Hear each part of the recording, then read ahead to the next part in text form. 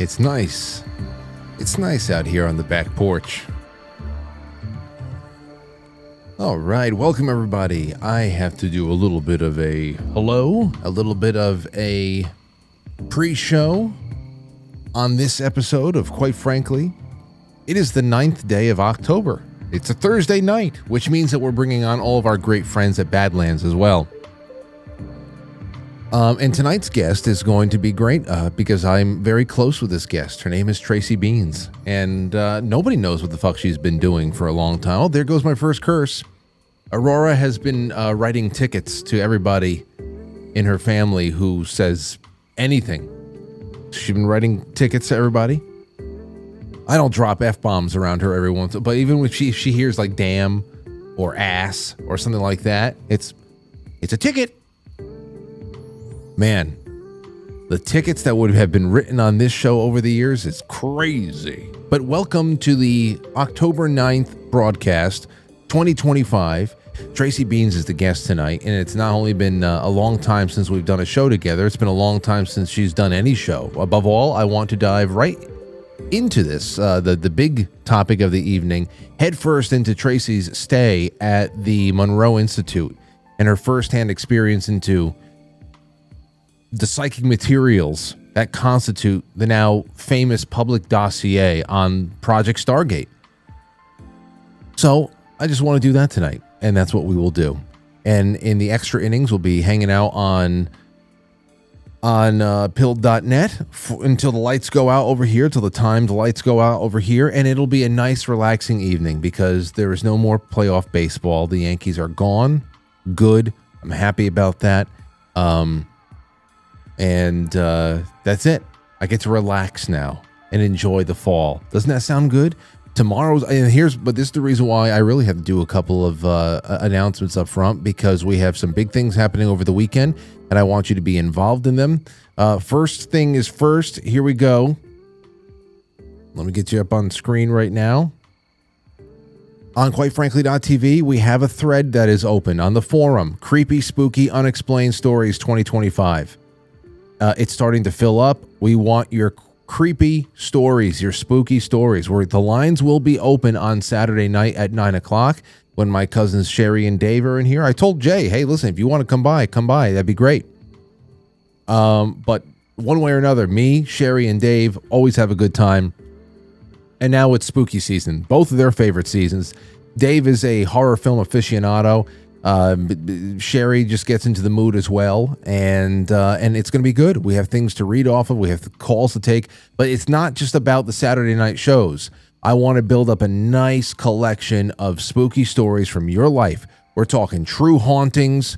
We're talking about you're working the third shift or something like that at a hospital or anywhere, and you don't know something happened to you. You still can't explain to this day. Do you have any kind of encounters with children with black eyes, the black-eyed children that show up out of nowhere at 3 o'clock in the morning knocking on the door? I don't know. That's right. We want to get our minds blown. I got a lot planned for the next couple of weeks, and I hope you're a part of it. So that's number one. Number two, Gilded. The Gilded chat was a backup, a fallback that we created when the Discord got blown up. Well, guess what? Gilded is shutting down forever on December 19th of this year. And we haven't really been using it because the Discord is back in play, and we're having a good time over there, and hundreds of you, it's not the thousands that it used to be, but hundreds of you are having a good time. And I just want to let you all know that Gilded is leaving. Jump ship, get over to the Discord. The links are in the description below, or ask anybody in the several chat rooms for a Discord invite, and they can hook you up or something like that, and I'll share it. I'll keep sharing it and making the announcements. That's the second announcement. The third one is this. Tomorrow night, the Friday night show will be here. The Playhouse. It'll be episode 1. Me and Anthony, we're co-hosting this. It is our show on a brand new place. We're going to be promoting it from, of course, this neck of the woods, Anthony's neck of the woods, with 10-second songs. A lot of collaborations there. We're going to be bringing in plenty of special guests. It's going to be filled with music and movies, personal lore, So it's just going to be a little bit more of a cultural hit that we wanted to isolate into its own night on its own separate thing so that we can really do concentrated doses of what people really love coming out of, quite frankly, from Monday to Thursday. And that is the current events and the interesting guests of our own, and a little bit more of the deep dives into the mind and the paranormal and all that. And this is just going to be great. And it's going to really play off of the wonderful Saturday night shows that are going to follow it. Because the weeks that we have the Playhouse will also be the week that we have the Saturday night shows, and that Saturday night show will be premiered on the Rumble and the YouTube the following Friday when we're off. You see how this, we're like kind of like recycling, you know? It's like a great exhaust system. Just follow me. I've got a plan, and it's going to come together. So that's the Playhouse. You can find the link to that on the front page of the Quite Frankly YouTube, or I've been passing that link around as well. And the last things for all of our wonderful friends at Badlands, the Great American Restoration Tour is going to sunny Cocoa Beach, Florida in November. Oh, that sounds great. Cocoa Beach from November 6th to 9th, 69. I would rather be in Cocoa Beach with my whole family. I wish I could snap my fingers and just transport us all there so we can hang out with John and Chris and Zach Payne. We could put Zach Payne dunk tank in the ocean this time. So many others. Jordan Sather. Haven't spoken to Jordan in a while. We should get him on the show. Anyway, that's all going on. Go check it out. Badlandsmedia.tv/events and get your ass to Cocoa Beach. Get your ass to Cocoa Beach. That's that. Okay, let's get this one started, shall we? We will be back in a flash, my friends. Don't go nowhere.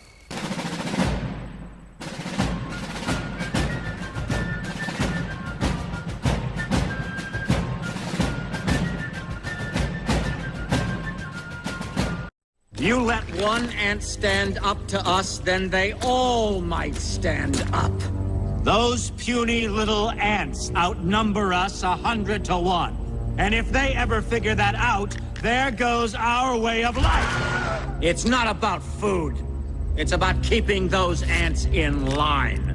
That's why we're going back. Does anybody else want to stay? Let's ride!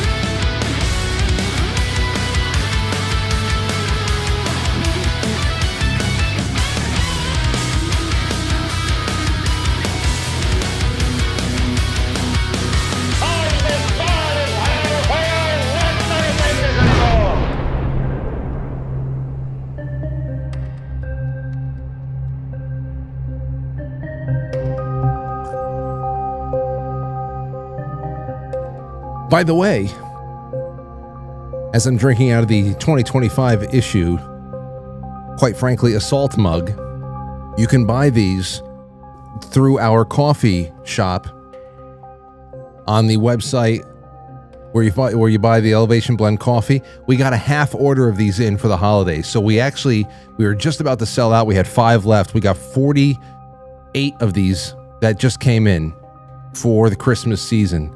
So we got a good amount. These are wonderful gifts. And like I said, sturdy. You can fill them up with, I would stuff this full of cigars and everything else and give it to the coffee drinker in your life. And chocolates, you got it. We got it all for you. So there you go. Christmas season is already upon us. So welcome to the show, friends. You know, I saw this one thing.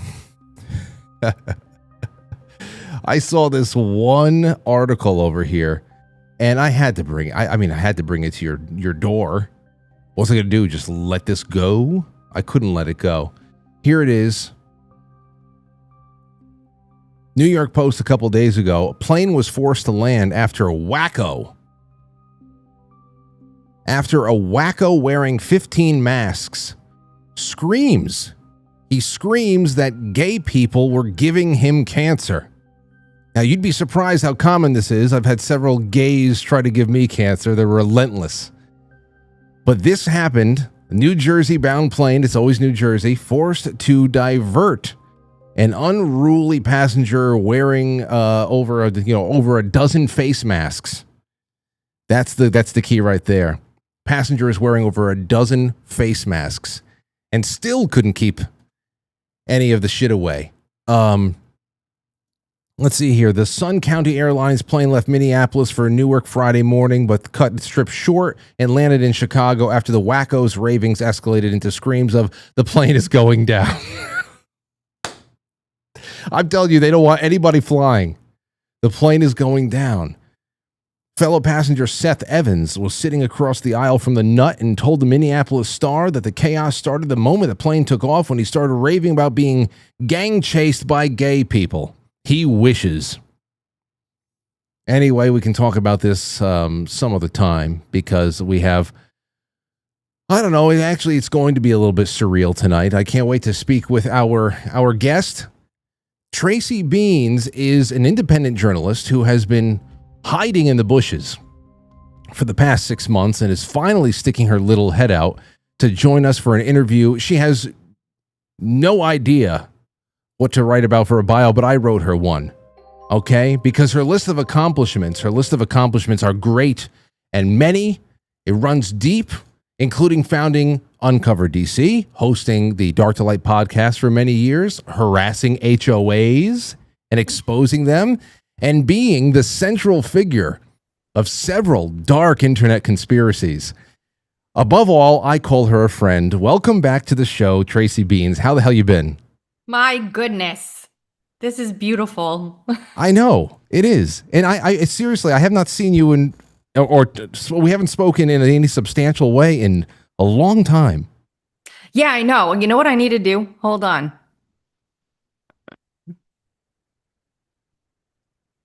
Holding. Hold on. Here we go. There we go. No? What? Didn't change. No, I have to always mirror my video, otherwise the TB doesn't look right. And I just threw all this together like recently. I'm gonna. There you go. Now we're like eye level. That's all we really needed. Okay. Well, shit. So I get a lot of questions from people. Where's Tracy been? And I don't know what to tell them. I mean, you got a lot of life changes. I know that you were moving and just. I don't know, but I don't know what you're doing because you're not very public these days. So what can you tell us? I've gone through in the past couple years a significant shift in my life and how I think about the world and how I think about life in general and what I want to do with it and how I want to approach things and what I'll tolerate and what I won't and what I want to surround myself with and what I won't. And everybody's gotten to see that kind of play out in real time, I guess. But I've been working on some very worthwhile projects in the background. I'm not just, sitting around on my hiney all day long.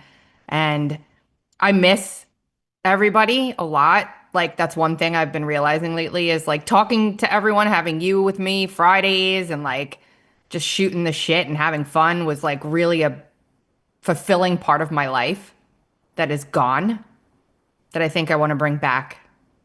So I just got disillusioned, Frank, with like everything all at once. Not too long before we went live, there's some chatter in the Quite Frankly Discord about that too.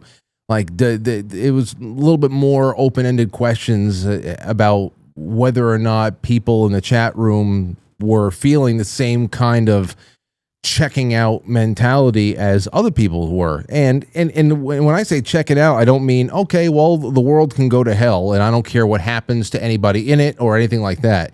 But there's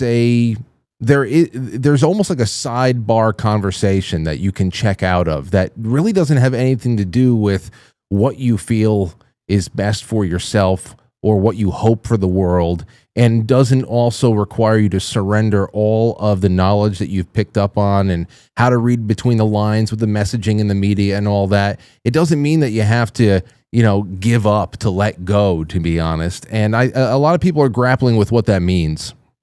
There's a shift in consciousness happening on the planet right now. Whatever your belief system is, whether you're an atheist or you're very spiritual or you're, a devoted follower of a certain religion. There is absolutely a paradigm shift, a consciousness shift happening in our world right now. And it's testing us in ways I don't think that we've been tested before. It's reminding ourselves about parts of us we didn't know were there or that are reawakening, for lack of a better word. I think it's sort of like a guiding light to kind of get us ready for what's next. And I am a firm believer that we can choose to stay mired in the death and fear and destruction and polarity and, two sides fighting one another and all of that. Or we can choose to kind of rise above that and still be awake and aware of what's going on around us, but choose to look at it from a different perspective that is not so grounded in negative and is much more grounded in the positive. And I found that the more I go through this process I'm going through right now in my life, the more I'm able to take a step back, really hone in on my intuition and use discernment to make decisions about things and reshape things and look at things from different perspectives. Sometimes people go through a terrible experience and something really bad happens to them. But like 5 years later, they realize that thing that happened, if it didn't happen, would never have allowed them to do all of the things they did because of that brought them to a better place. So I've just been very much in deep study of how human consciousness works, what it's capable of doing, why we're even really here at all, what that means, where we came from, where we're going. And I've been doing a lot of personal stuff to kind of take me along that journey. And that's one thing I know you wanted to talk about tonight was my sort of experience with human consciousness and what we're capable of outside of the quote mainstream. But I think it's becoming a lot more mainstream to have these discussions very quickly. So yeah, well, because to your point, you say one side versus the other. That's the way it used to be maybe 12 years ago. Where we are right now is that there's one general side versus generally the other side, and then on either side of that line, that dividing line, is several circular firing squads on either side. And everybody, and it's so confusing. It's so confusing, and it could be demoralizing. But I know that, that's why most people, when you really observe whatever you can on the internet, a lot more people are asking, what's there's something there has to be something to this going to church thing. There has to be something to this praying thing. There has to be something to the more than just going and picking up the newspaper and being, like you said, mired in the secular muck. There's got to be something transcendent of all of that. And it's that question that you're saying right there, that question is the initial spark that wakes everybody up. Why am I here? There's got to be more to it than this. What am I doing here? That initial curiosity, when it hits you again, because you have it when you're a kid and it kind of you forget. When that hits you again, that's when it's your time. You're kind of going to broaden your horizons to all of this again. And I'm a firm believer that people need to be healthy in their body before they can truly, really latch onto this, because once I started becoming this health nut that I have become is when all kinds of realizations and, I would just be pulled to pray and pulled to spend time, talking to my creator and pulled to figure out what steps to take to walk the right way. And I just became so disillusioned, first of all, with media and how it was being handled and the kind of zombie-like way that people were walking around just accepting things as true because somebody they've come to trust, quote, or they've been told to trust was saying it. The whole rise of these absolutely disingenuous influencers that have just burst on the scene and tried to take over people's minds. Like me. Like me. Like you, Frank. You dirty bastard, you. I can't stop bursting. I just burst onto the scene every day, and people That's what they she said. they can't turn away from me. That's how magnetic my charm is. You're one of the only ones who's kept themselves together to be truthful. So don't even start. I mean, I you've hope never so. wavered. I mean, you've done the same.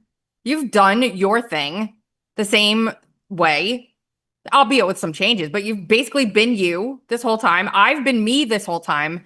But what I was struggling with is I was worried that by really being me and like starting to say some of the things that I was experiencing and what I was like, experiencing in my life and what I wanted to scream from the rooftops to people would make everybody think I was either crazy or that they didn't like me anymore.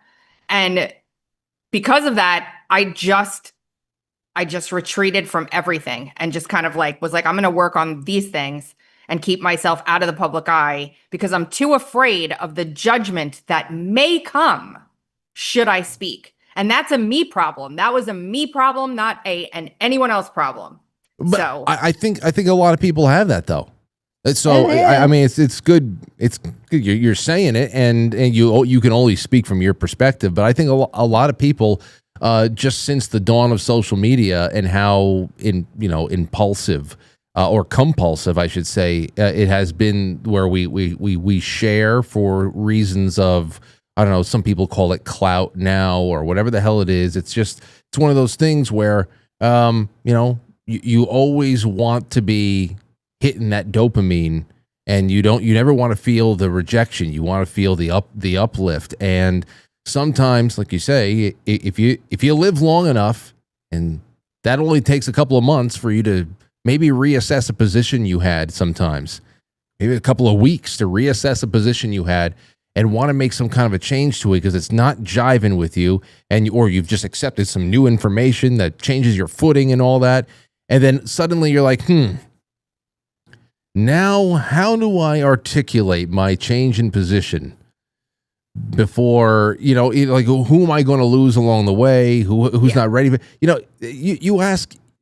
People ask those questions about the most trivial of shit that they. I know. So I can get it. I get it, especially when you're in media. But obviously, going where we're going to go tonight is going to get people on one side or another on an issue, because these are sensitive issues when you talk about consciousness and the mind and the ability for the soul to travel.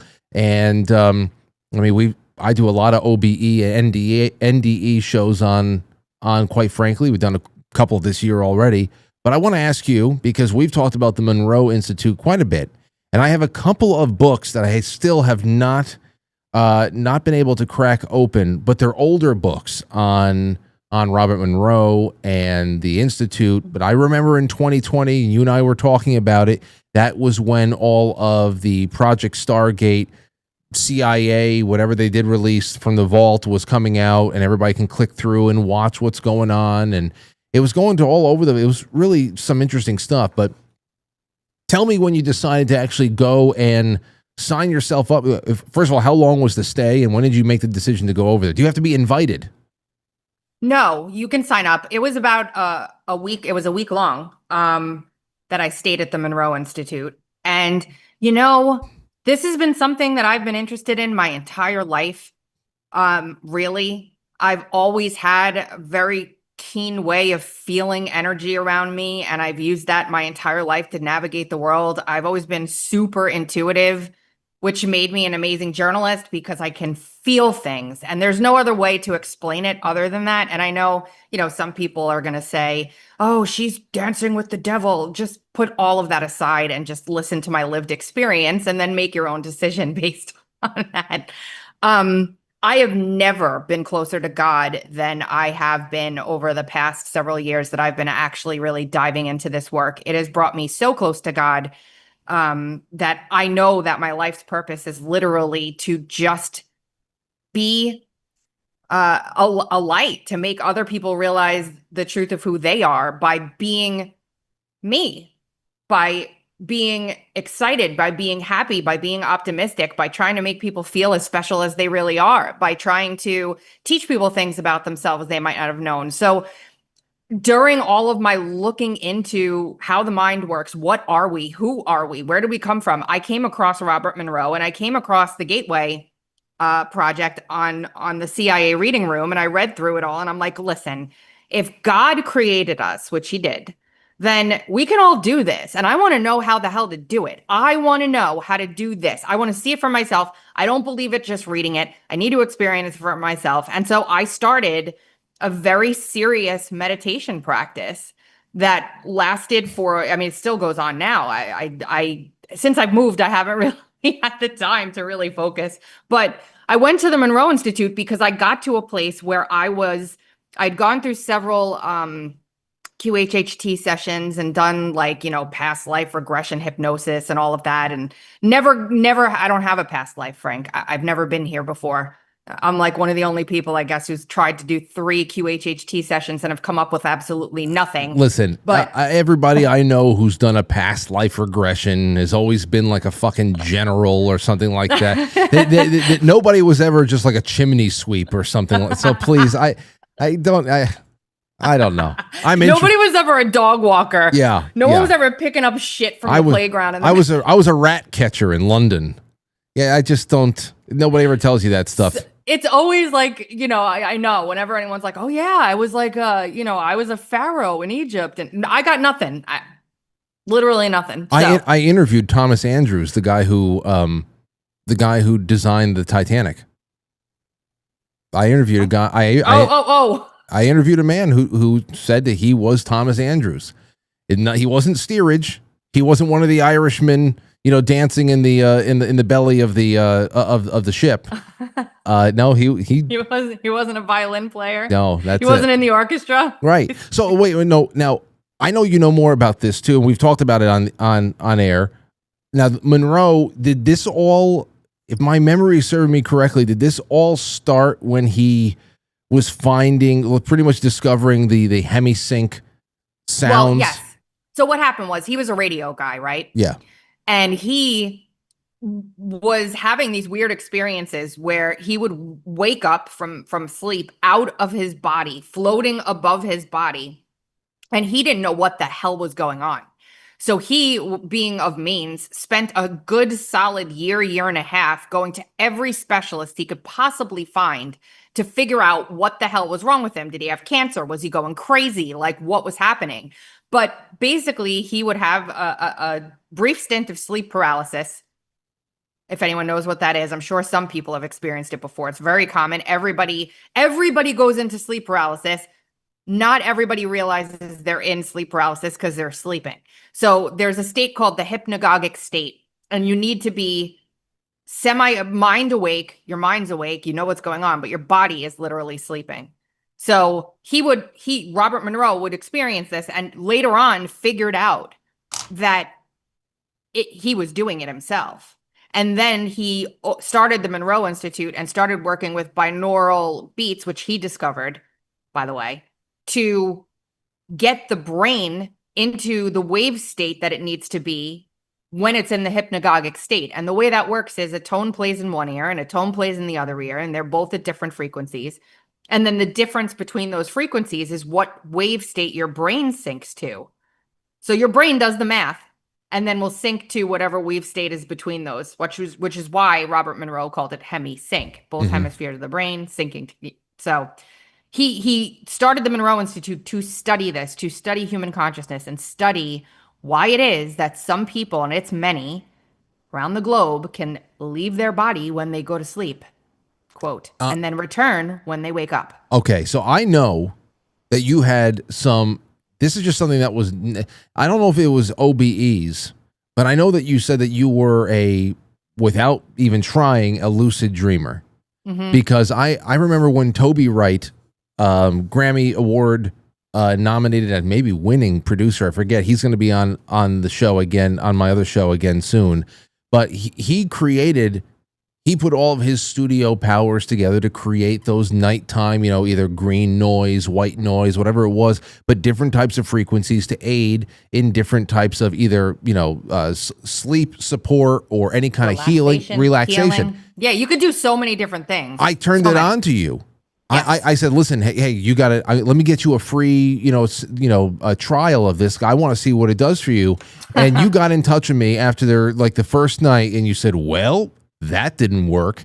Apparently, it was like putting a magnifying glass on you, that you were all over the place in a lucidly dreaming world, that you barely got any real. You were unconscious, but you were not rested, because your brain wasn't, you were active, you were somewhere else. But that's not that's not leaving your body, though. No, it's not leaving your body. Completely different things. And some people can, entice an OBE from a lucid dream state. As a matter of fact, a lot of people are better at that than they are at doing it the kind of good old fashioned way. And for people not who just are not familiar with the terminology, OBE is out of body experience. NDE, near death. NDE is near death, but truthfully, the OBE and the NDE are, quote, physiologically kind of the same thing. Your body's doing the same thing, because when you go to sleep, your body systems calm and shut down to a point where you're just completely, your heart rate will drop. And so they're very similar. Like a lot of people who have had NDEs have OBEs and say it's very, very similar to what they experienced when they had a near-death experience. And so I was lucid dreaming every single night, to the point where I was not sleeping because I was constantly messing around in my dreams, like having fun, like doing things, flying, jumping, creating things out of thin air. Nothing sounds better to me than going to sleep and jumping all night. Oh my gosh, I was jumping everywhere. So I just jump. Because when you're in a dream, your jump can be literally anything. So like I'm jumping, but I'm jumping from mountaintop to mountaintop to mountaintop. Oh, yeah. And so if you think about it, when you're dreaming, you're creating a reality that doesn't exist using solely your mind. A dream is literally a reality you create that doesn't, quote, exist in our 3D world, but it's as real as anything when you're in it. So when you think about it like that, like how powerful your consciousness really is, that you can create something in your sleep state that feels realer than anything you've experienced in your real life, but you're sleeping. Where are you really awake at that point? Like it gets to be a little bit of a mind F. And I was working with this and I got so adept at it that my auto state was to be lucid dream. I was never sleeping. I never hit REM. I was always in a lucid dream state. I could never get any sleep. And I was like, all right, enough of this. I'm tired of it. So I started taking melatonin every night to actually like really knock me out. And that worked. And I still do it to this day. And I have my pre-sleep tea that I drink every night at 7 because I don't like it. I like to get rest. Sometimes I want rest. And so on nights where I'm not going to be, trying out my lucid dreaming techniques and creating things, I do my sleep tea. My buddy George, I talked about this on the show before, and he hasn't called in about it yet, but I told him I reference you often. He told me a few years ago when we were out to dinner, the guys got together. He said, man, I was listening to your show the other night about one issue like this or another, and he had a nightly OBE situation going on, and it might still be to this day where he said, honestly, I don't, he smokes cannabis. But he doesn't smoke it just like recreationally. Like he does it because of that. He has to smoke. If he doesn't smoke before he goes to bed, then he is going to rocket propel out of his body and just go. It sounds crazy, right? Yeah.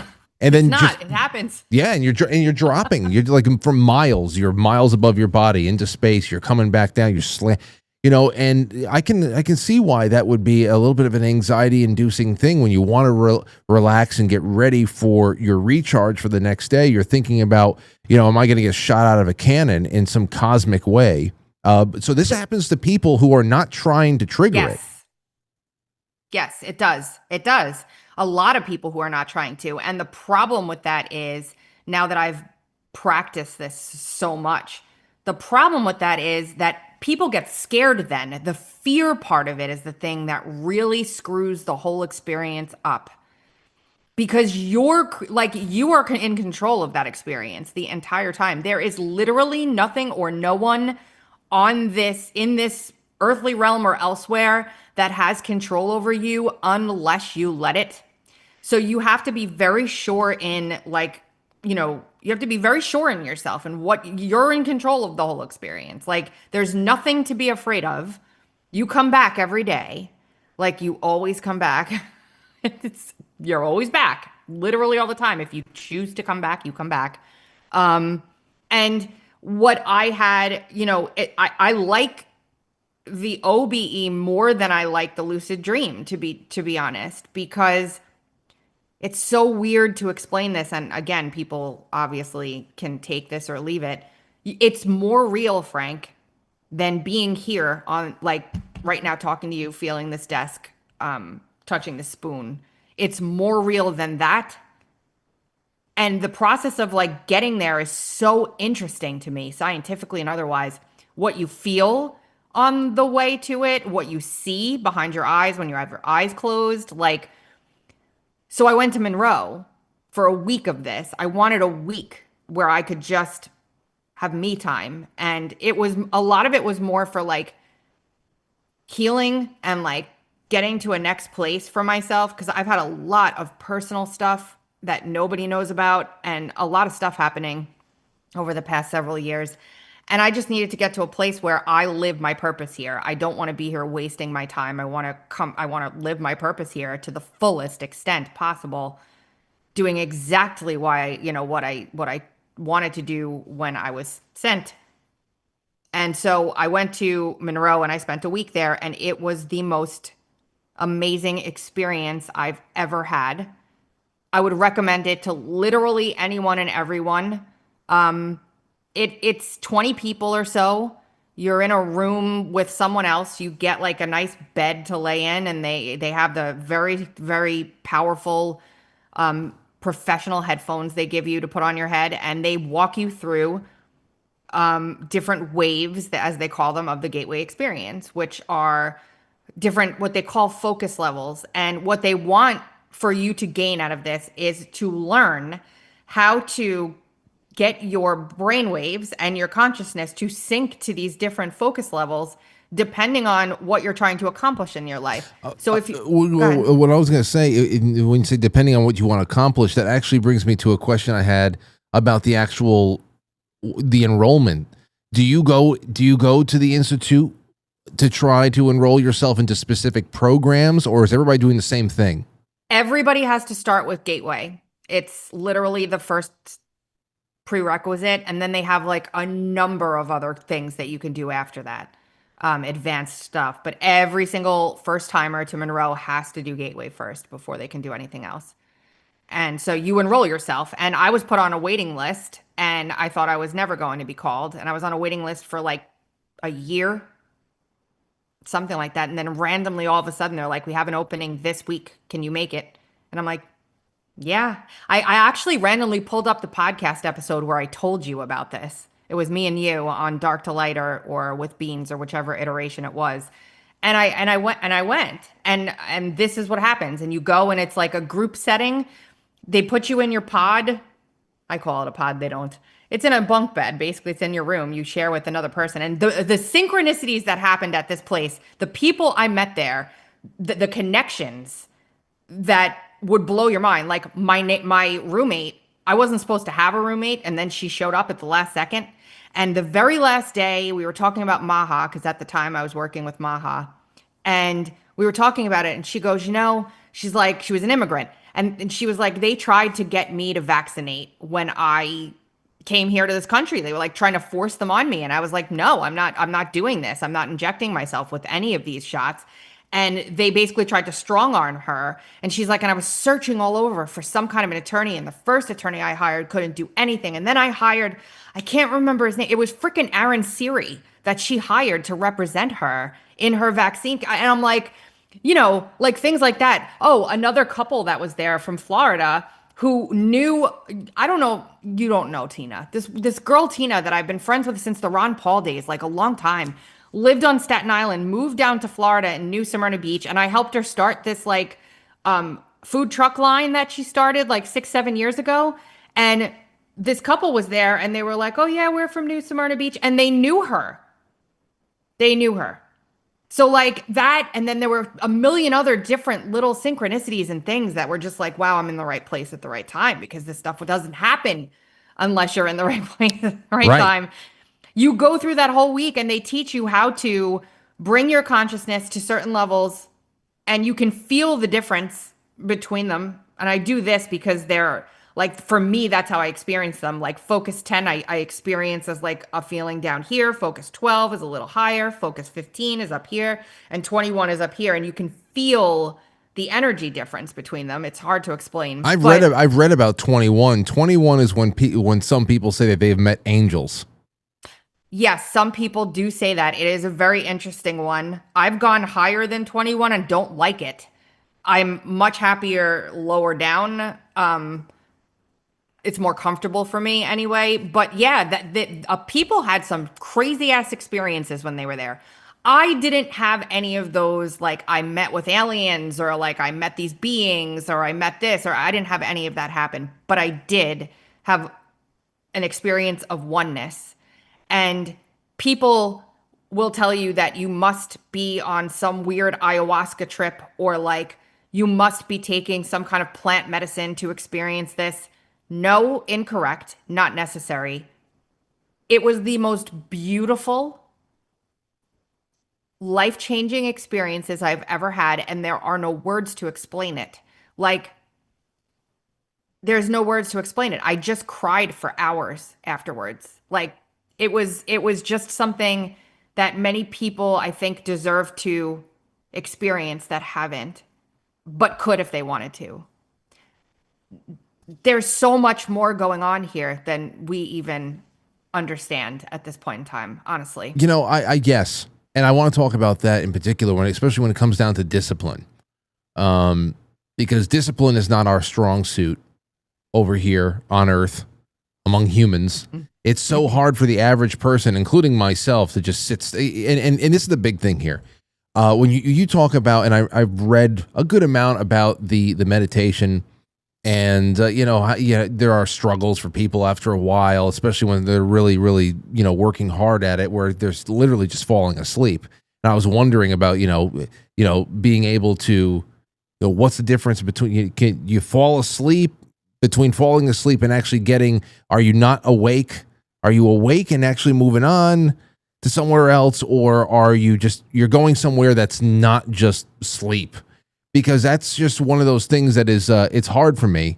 And I think it's also a big barrier for a lot of people to think that there's anything really even to this at all, because it's so hard for the average person, including myself, to just sit still for 10 minutes and do nothing but breathe. That is tough for me. It's actually anxiety inducing, which is why I know I have to do it more. It feels claustrophobic to sometimes close your eyes and just breathe and concentrate on nothing but your breath.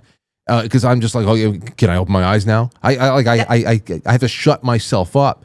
I can see why some people would think it's bullshit, because most people can't even conceive of sitting still for a prolonged span of time, let alone being able to trigger ancient mechanisms that they've never even learned about existing, to the point where you can crawl out of your body.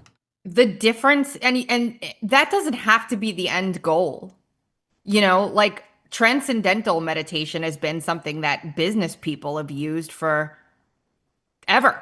Like meditation has so many health benefits outside of, the crazy stuff we're talking about today. Like the amount of health benefit you get from just quieting your mind and putting yourself in a place where you can actually rejuvenate. It changed my life. Like I made it a practice, like literally every single day, at least an hour. If I can weasel in another hour at night, that I'm doing it. I made it an absolute habit to wake up every single day and have the very first thing I think about be love and gratitude every single day. And it took a while to get into that. And then everything trickles down, Frank. Like your whole life starts to change. Your priorities change, your appreciation for things change. You you the magical things that happen are like almost unexplainable. It's just there's so much more to this than we were ever told. And at the end of the day, like we're here, in my opinion, to love. I know that sounds very like, oh yeah, love and hugs, love and hugs. Look at all the left, blah blah blah. Like I get it. I get why you'd be scared and want to kind of cling on to that. But if everybody stopped doing that, the world would change for you, not for everybody, but for you in a very quick time frame. That's the point is, you're the person living in the middle of the country right now without phone or internet has no idea that there was even a war between Israel and Hamas, let alone that the war is now over. They have no freaking clue. Their life is literally, let me get these animals fed and sit on my farm and like drink my coffee on the porch in the morning and enjoy you know what I'm saying? They have no idea what's going on. Their world does not include all of that. That's not to say you put your head in the sand, but it is to say that we can live a much healthier existence on this planet while still being awake and aware of what's going on and working in our own lives to change how we approach life so that then trickles down to everything else. Like that's the only thing that's going to change your reality and your experience is you changing yourself. You can look at things in several different ways. Your perception of that thing creates the reality you're experiencing, period. Talk about time and space then, because what your perception is a big part of our our human perception of time and space is how we base everything. Everything on it is on our clock and how the minutes and the hours strip away and how we organize our months and our years. But I read, it's been good. Yeah, I read that you in an out of body experience, when you leave, especially with the Monroe Institute protocols there, that this actually lets you tap into essentially a universal hologram where past, present, future all exist together beyond normal time. And we were discussing this not too long ago. We have, just like I said, we have discipline problems. For us, for human beings, it's just easier for us to digest the idea of time if we consider it linear. So when you were doing these practices out there and you were learning these protocols and whatever, describe how time changed as you left that. Yeah, well, I mean, in the session where I had the oneness experience, there is no such thing as time. Everything was all at once. Like everything was all at once. It's so hard to explain. I know it's hard to. What the hell does that mean? Yeah, it's a human construct. Time. Okay, it's a human thing we create, like you said, so that we can think of everything linear. But if anybody really wants to get into the weeds on this, go look at what quantum mechanics is doing today with all of this. Seriously, it's getting really cool. We don't have control or the ability to really see, quote, anything but right this second. And by the time I've said it, it's over. So to me, the only time that really exists is literally right now as I'm sitting here, because I can think about what it will be like in 5 years, but that's only a thought in my brain. That's not something that you see what I'm saying? Like we literally can only physically control this now moment right now, literally. Yeah. I don't think of what are we going to do in 10 years anymore, ever. I live from a perspective of like right now, always. What's going to happen tomorrow? Don't know. What feels good right now? Like what decision do I make right now? I have made some of the craziest freaking decisions over the past like 2 years, maybe a little longer, that like if Will wasn't so awesome, he would have been like, are you effing out of your mind? But I've made them anyway. And they felt perfect in the moment. And they've all been perfect as they've unfolded for whatever reason. So there's just this. There is nothing else. Like you can go to a number of teachers in this space and talked to them about this too. One person I think that you would absolutely love to interview and would totally do an interview with you is named Darius J. Wright. He is about as matter of fact and dry as you can get on this topic. And he's been experiencing this since he was 16. And he calls it the great work is basically to remind everybody, like, this is why we came, is to change what it's like here on Earth and make things better for the next iteration of us that come. But this is the only place where time exists. Nowhere else in the universe does it exist, period. And quantum mechanics will tell you that as well. The only time something exists is when it's observed, period. Yeah, and listen to this. This just came out a couple of weeks ago. This is, where are you? There you go. This is from Popular Mechanics. Now, I know you can't trust them as far as you can throw them, but still interesting. Your consciousness can jump through time, meaning gut feelings are memories from the future, scientists say. They go on to say a little bit more like this, that predictive physiological anticipation preceding seemingly unpredictable stimuli. That's what they're talking about. That people have gut feelings and all that stuff. But scientists have been looking into whether our bodies can somehow get ready for an important thing that's about to happen, even if we don't have any clues or past experiences to tell us what's coming. This idea is a bit strange because it suggests our bodies might know something before it actually happens. Cats do. The scientists think that this getting ready effect is in our bodies is real, even though it's small. They looked at different reasons why this might happen. They thought about whether people are getting secret clues, but that didn't seem to be the case. Secret clues from where? It didn't seem to be the case because the effect didn't get stronger with more practice. They also thought about whether that the data was cleaned up, they can fake results, but that also didn't seem to be the answer, especially when looking at just the skin sweat data. Okay, skin sweat data. Now, some people would say, well, I disagree with this. We simply don't know enough about our own body and brain, and that strongly believing in something can already influence your perception and, bodily functions and everything else like that. But I guess what they're talking about here is that, they're talking about instinct. Yeah, they're talking about something you can't really even believe in until it happens. Well, I mean, like, do you ever have a feeling like I'm not going to go that way today and listen to it, and then there's like some big accident that happens on that street? Is that you remembering something from the future, or are you just, what's guiding you? Do you have like another, part of yourself that's kind of guiding you on this journey as you're walking your path that you just tune into and listen to? Like, what is it really? That's the hunt right now, Frank. That's what science is now looking to figure out.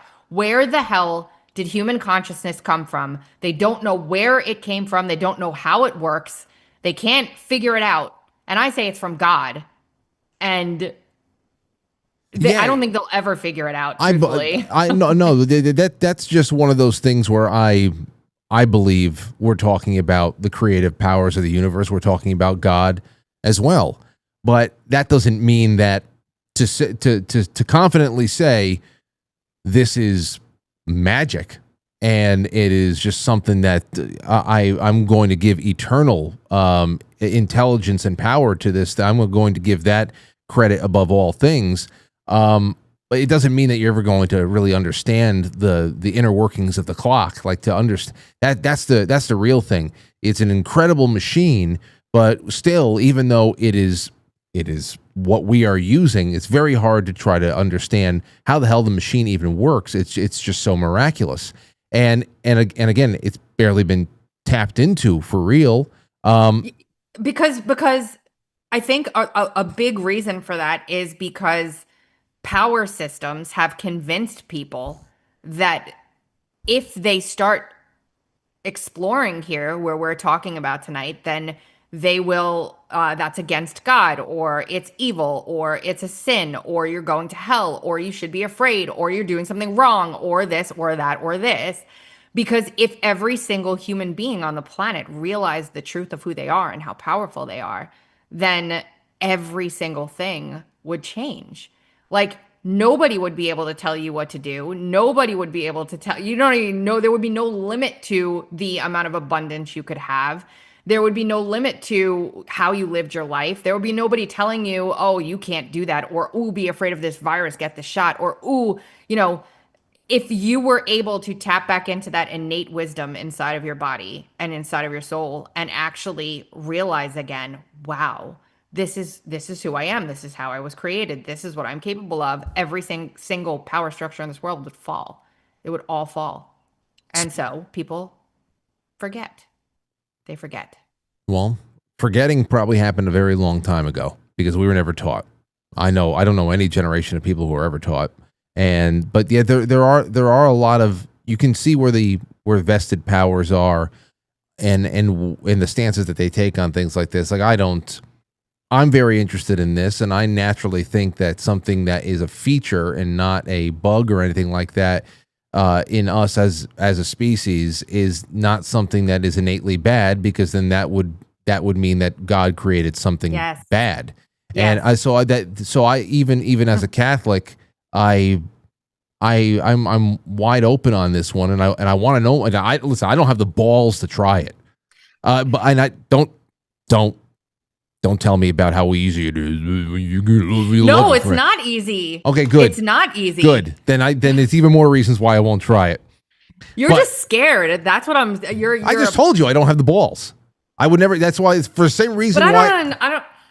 Why? I don't know. Because I don't like sleep paralysis, and the fact that you have to embrace that to even get there. You don't have to. That's the thing. Like, I don't experience sleep paralysis.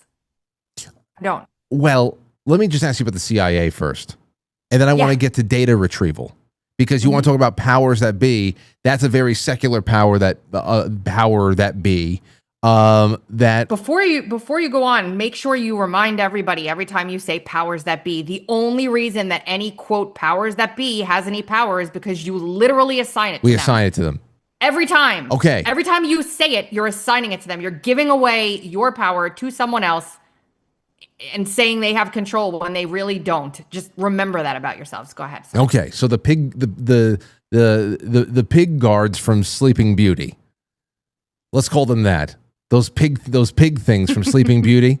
When you think about, I know that the Project Stargate, we're talking at least 20 years on the books of interest from the CIA. We always hear all types of things about psychic warfare, whether or not there is going to be an advantage in really being able to hone in on how easy it could be to spy on somebody if you're just remote viewing them from thousands of miles away.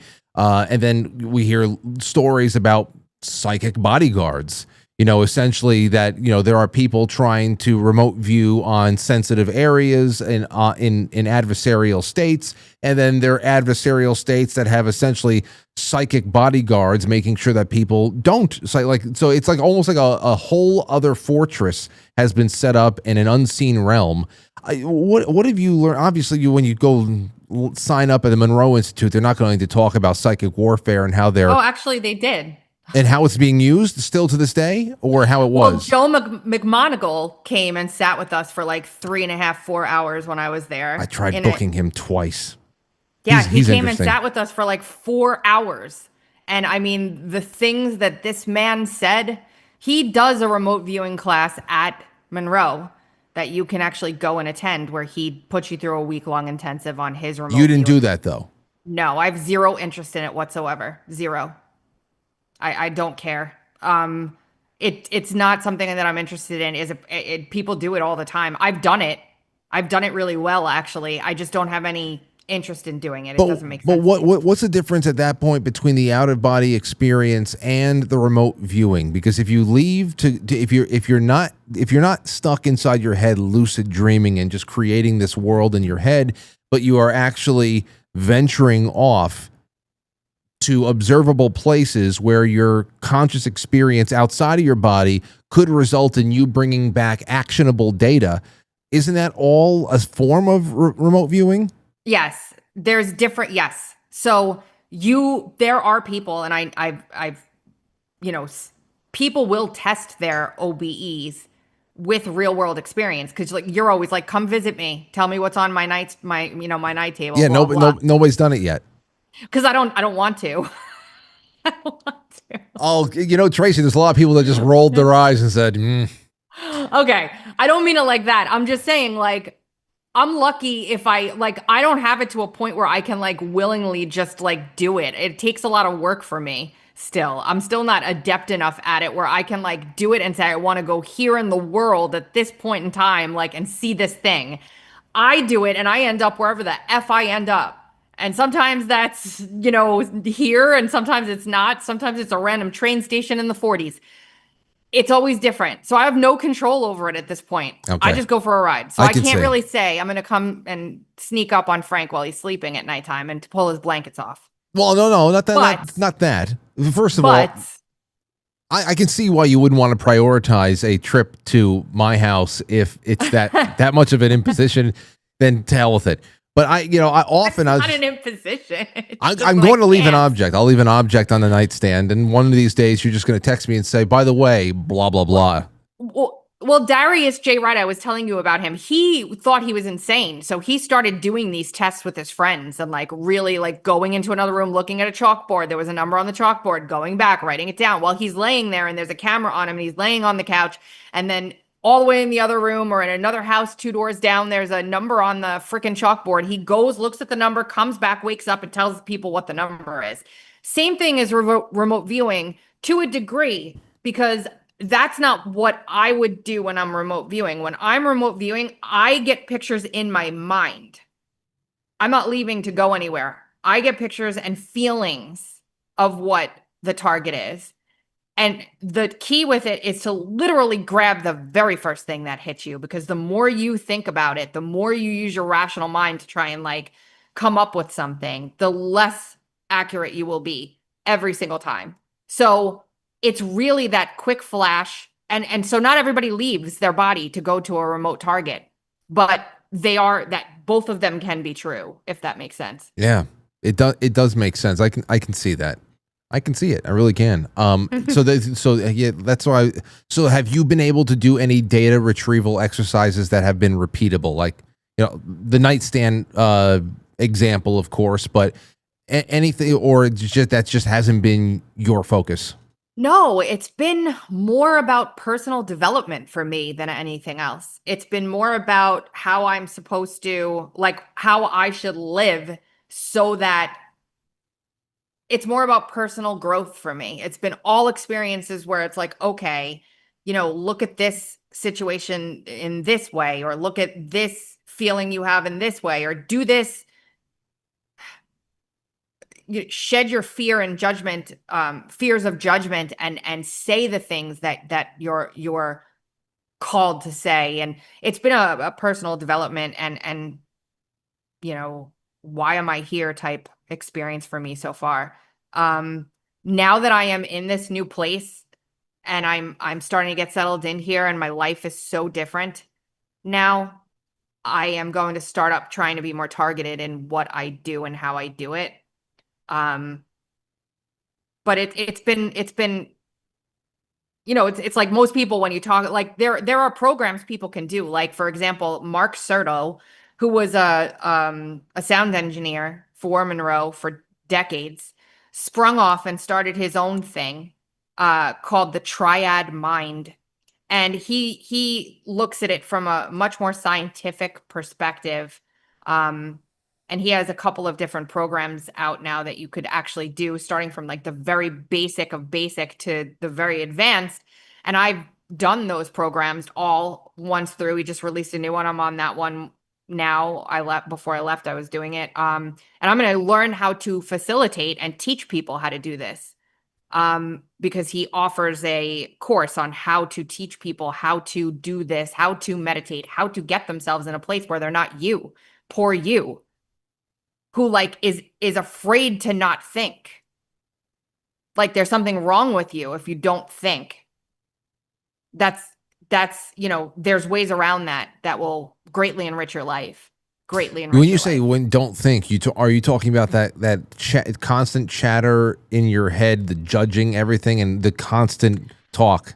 I'm talking about you. Like, let's say you sit down to meditate, but you feel like if you're not thinking, something's wrong.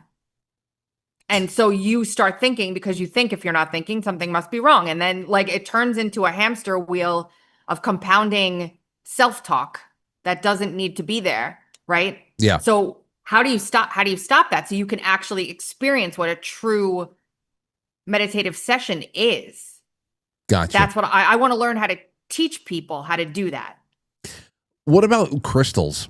I mean, they're used in laser technology, quantum computing. You were talking about quantum before, everything from wristwatches. But hey, the pineal gland is essentially calcite crystals. I have to imagine that it's just a matter of time before it's admitted that they have really good frequency-based healing properties, much like tuning forks and bells do and all that stuff. But are there any uses of crystals at Monroe? Yes, actually.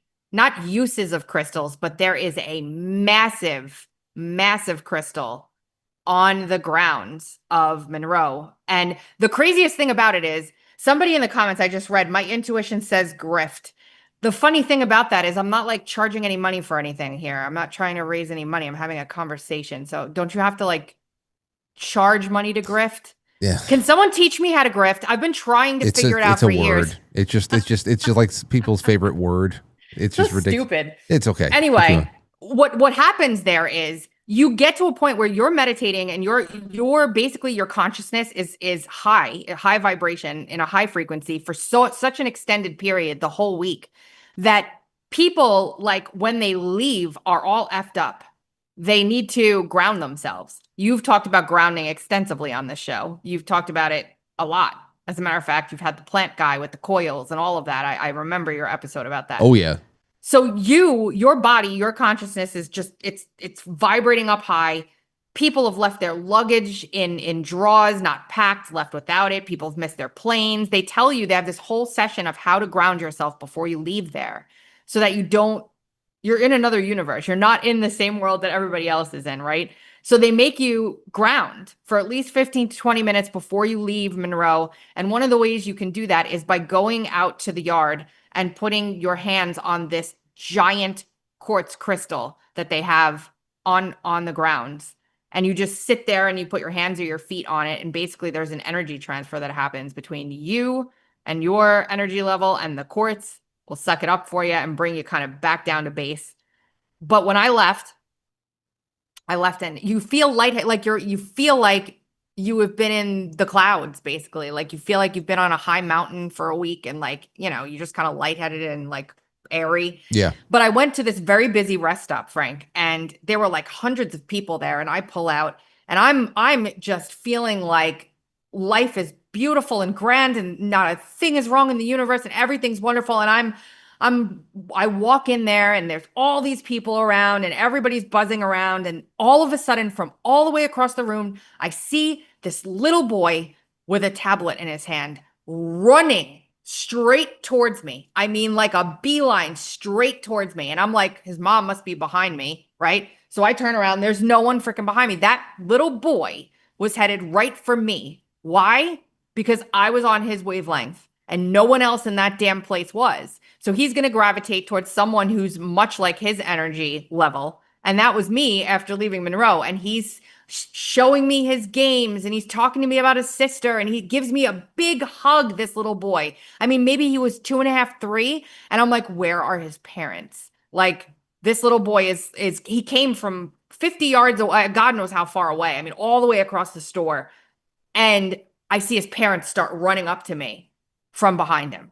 Like, we're so sorry. Oh my God. And I'm like, it's okay. But that little boy's magnet on me because I just left Monroe and I was a kid. And this is this is the basis. We talked about this.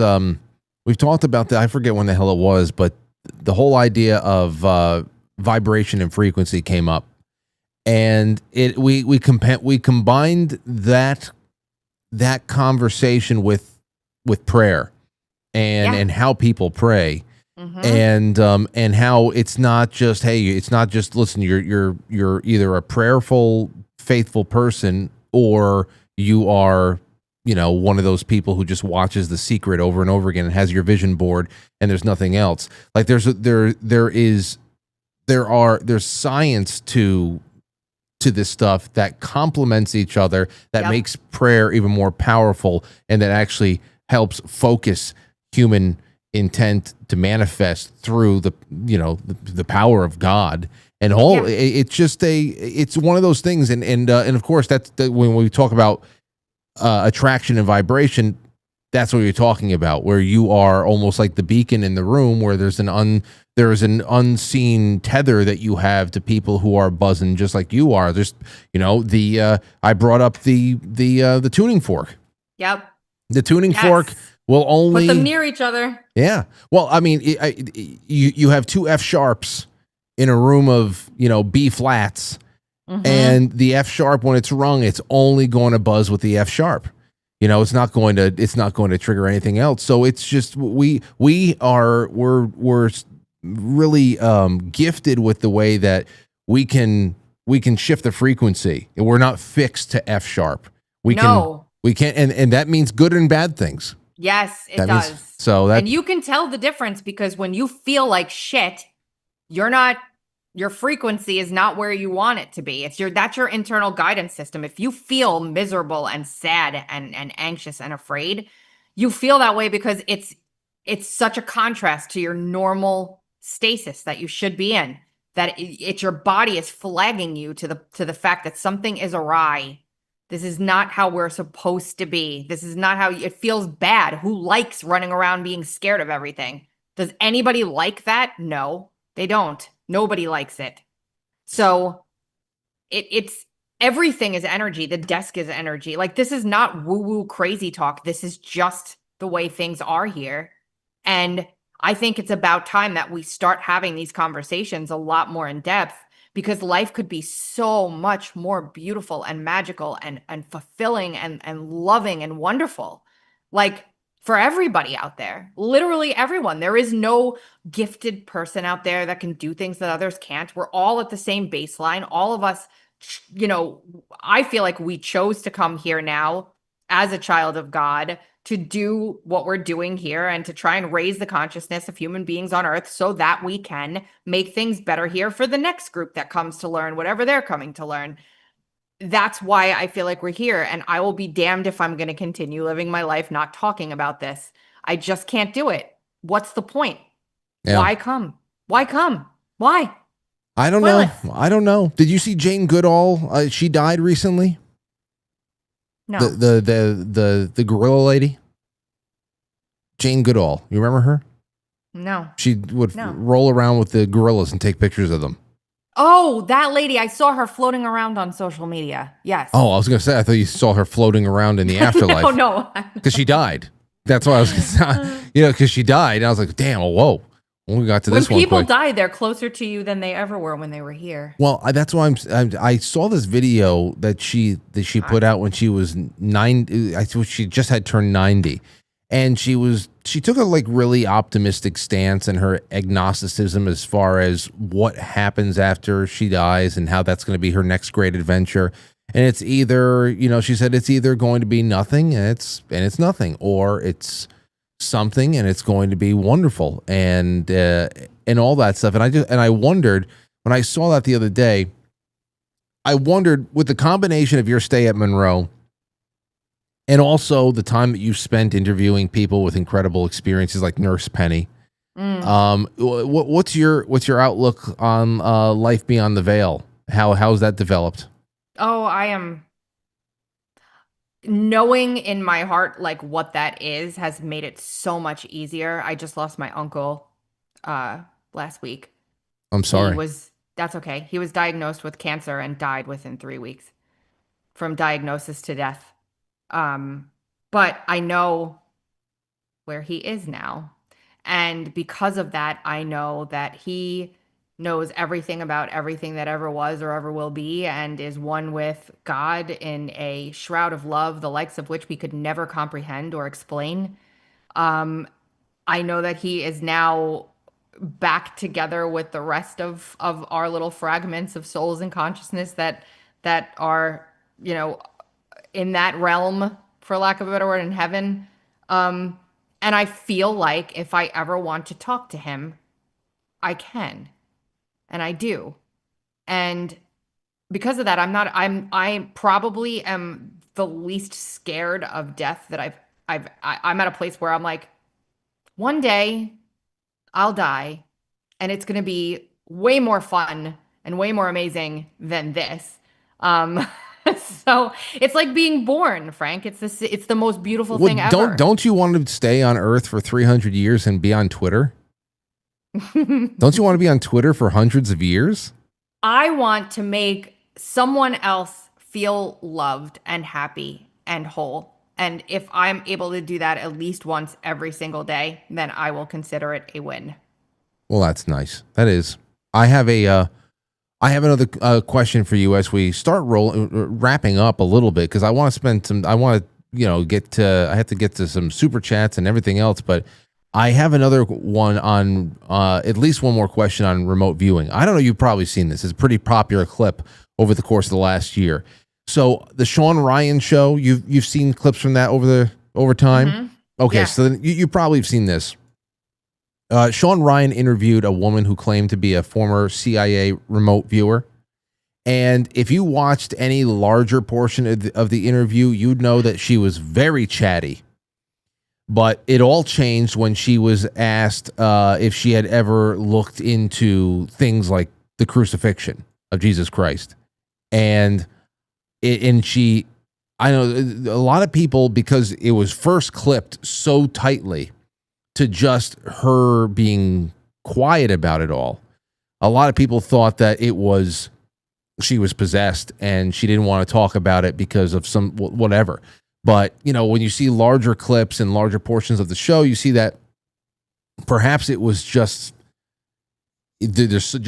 perhaps it's just one of those things where, I know people in my family, in my life, who have served in war, and they've seen things that have such immense gravity that they don't want to talk about it. And it's so huge. So I don't know if it's a visceral reaction because she's possessed or if it's whatever. But why would people jump to possession? Because she looks very uncomfortable. Here, I got the clip over here. So here you go. Take a look at this. I did have one woman put me through a past life.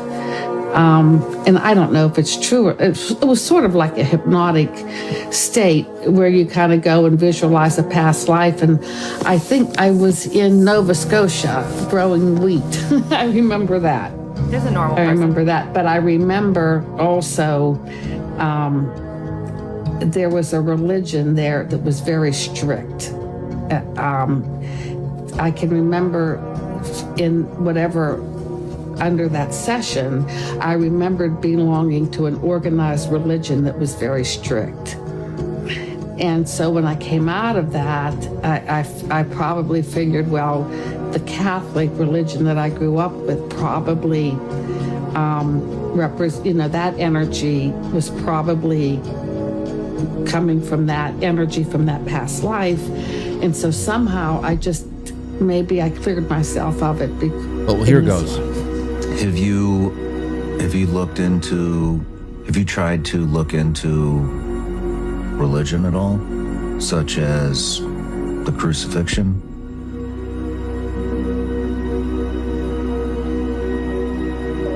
Do you have? Do you not want to talk about that? It just looks like she's very uncomfortable about the topic. It doesn't look like she's possessed. I know. Yeah, I'm just telling you where everybody's on. Like it's either she's very uncomfortable about, but there's a lot of gravity there, one way or another. So it's whether there is an adversarial thing going on there, or if it was just like what do you? I tend to believe, me personally, that moments like the crucifixion are more than historical events whose importance is subjective. I think that they're actually points of departure from time-space itself, almost like how it's popular theory that the splitting of the atom opened a door or rung some sort of an interdimensional dinner bell. I think it's safe to put the crucifixion in a similar category, but above it. So I never. The reason for that, though, is because of the power that the powerful way in which other people also reacted to it.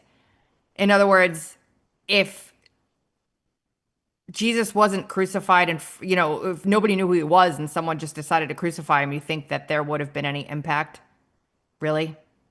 Well, no, because there's a bigger story there. You're talking about, right? There's so human consciousness as a whole is really what magnified that to the point in which it changed everything.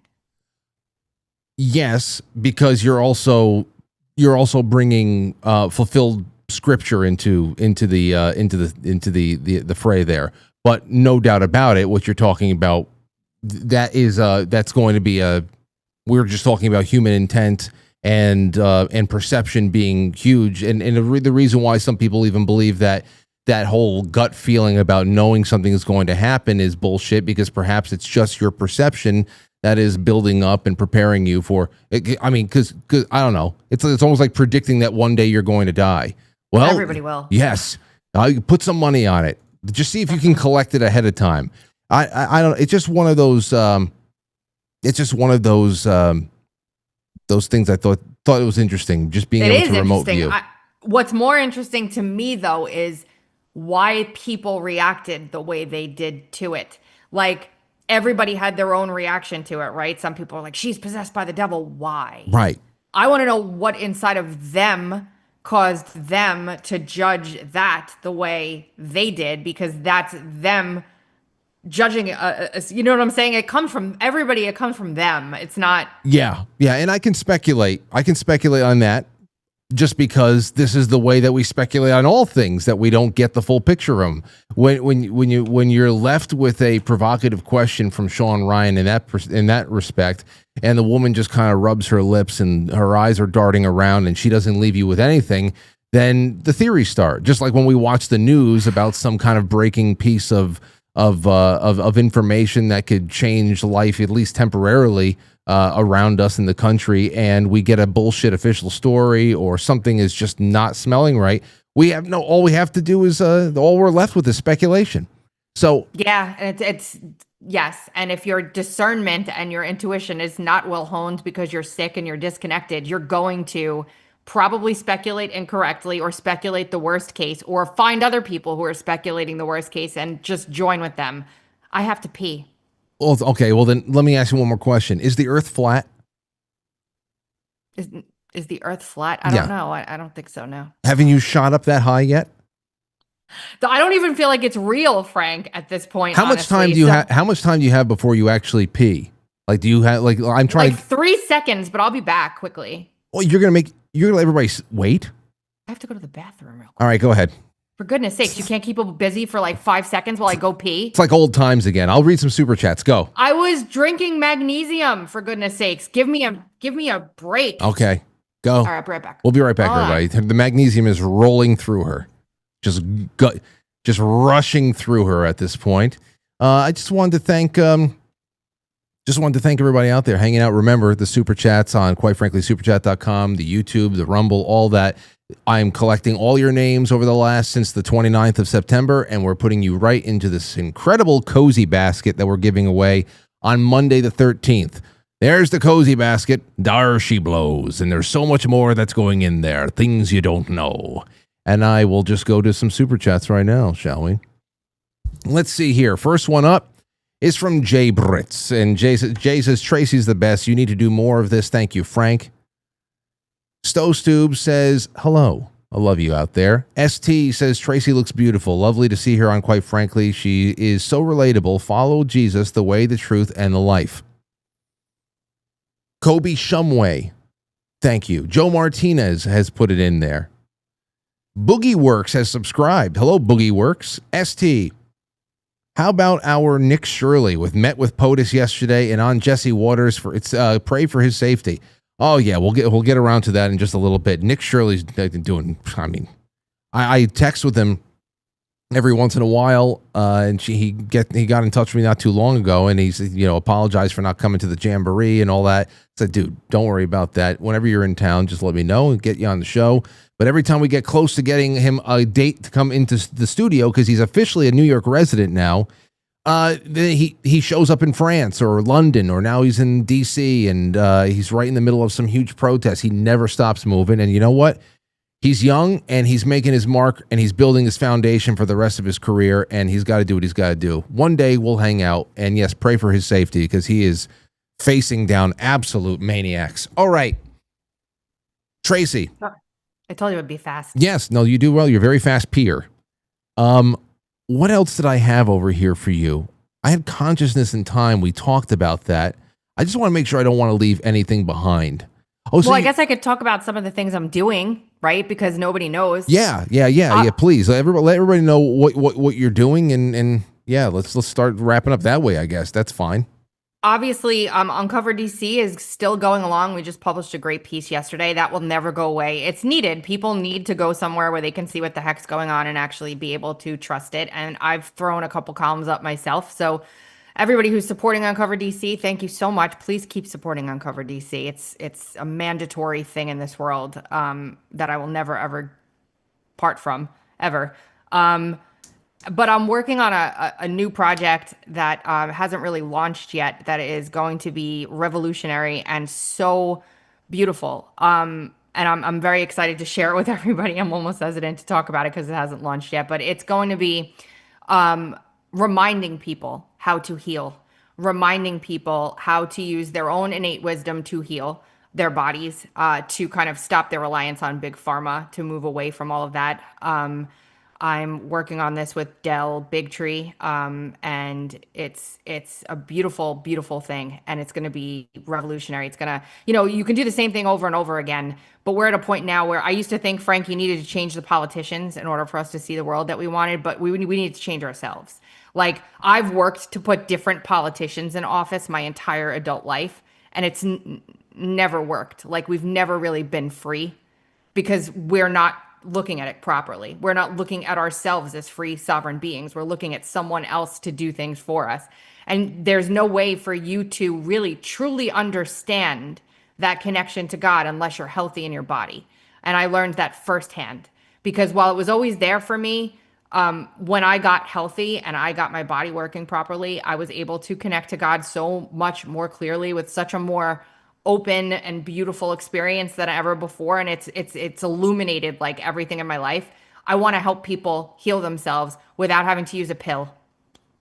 That's what we're basically going to be doing, and it'll be launching soon, and it's a powerful tool. And Dell Bigtree is going to be behind the promotion of that, so it's ours. It's his. Okay. Just so people know to look out for your channels, and if they're also subscribed to Dell, to look out for that as well.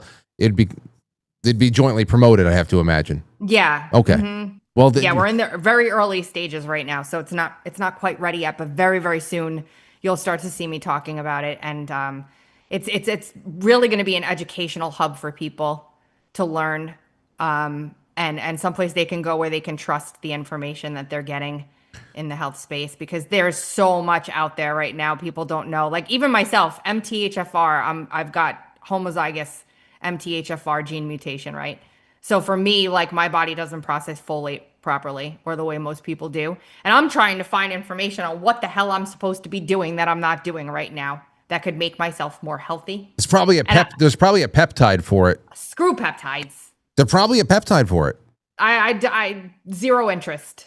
Well, then what are you going to do? I don't know. I'm just saying, just telling you. I can't find anybody who really knows what the hell they're talking about, and that's the point. I've given you how many times have I given you people to talk to? Conflicting information. Everybody's got conflicting information. Nobody agrees on anything. So I have to feel comfortable in myself that what I'm going to be doing is correct. And if I don't feel that, if I don't say, yes, this is exactly if it's not choiceless for me, then I'm not doing it, period.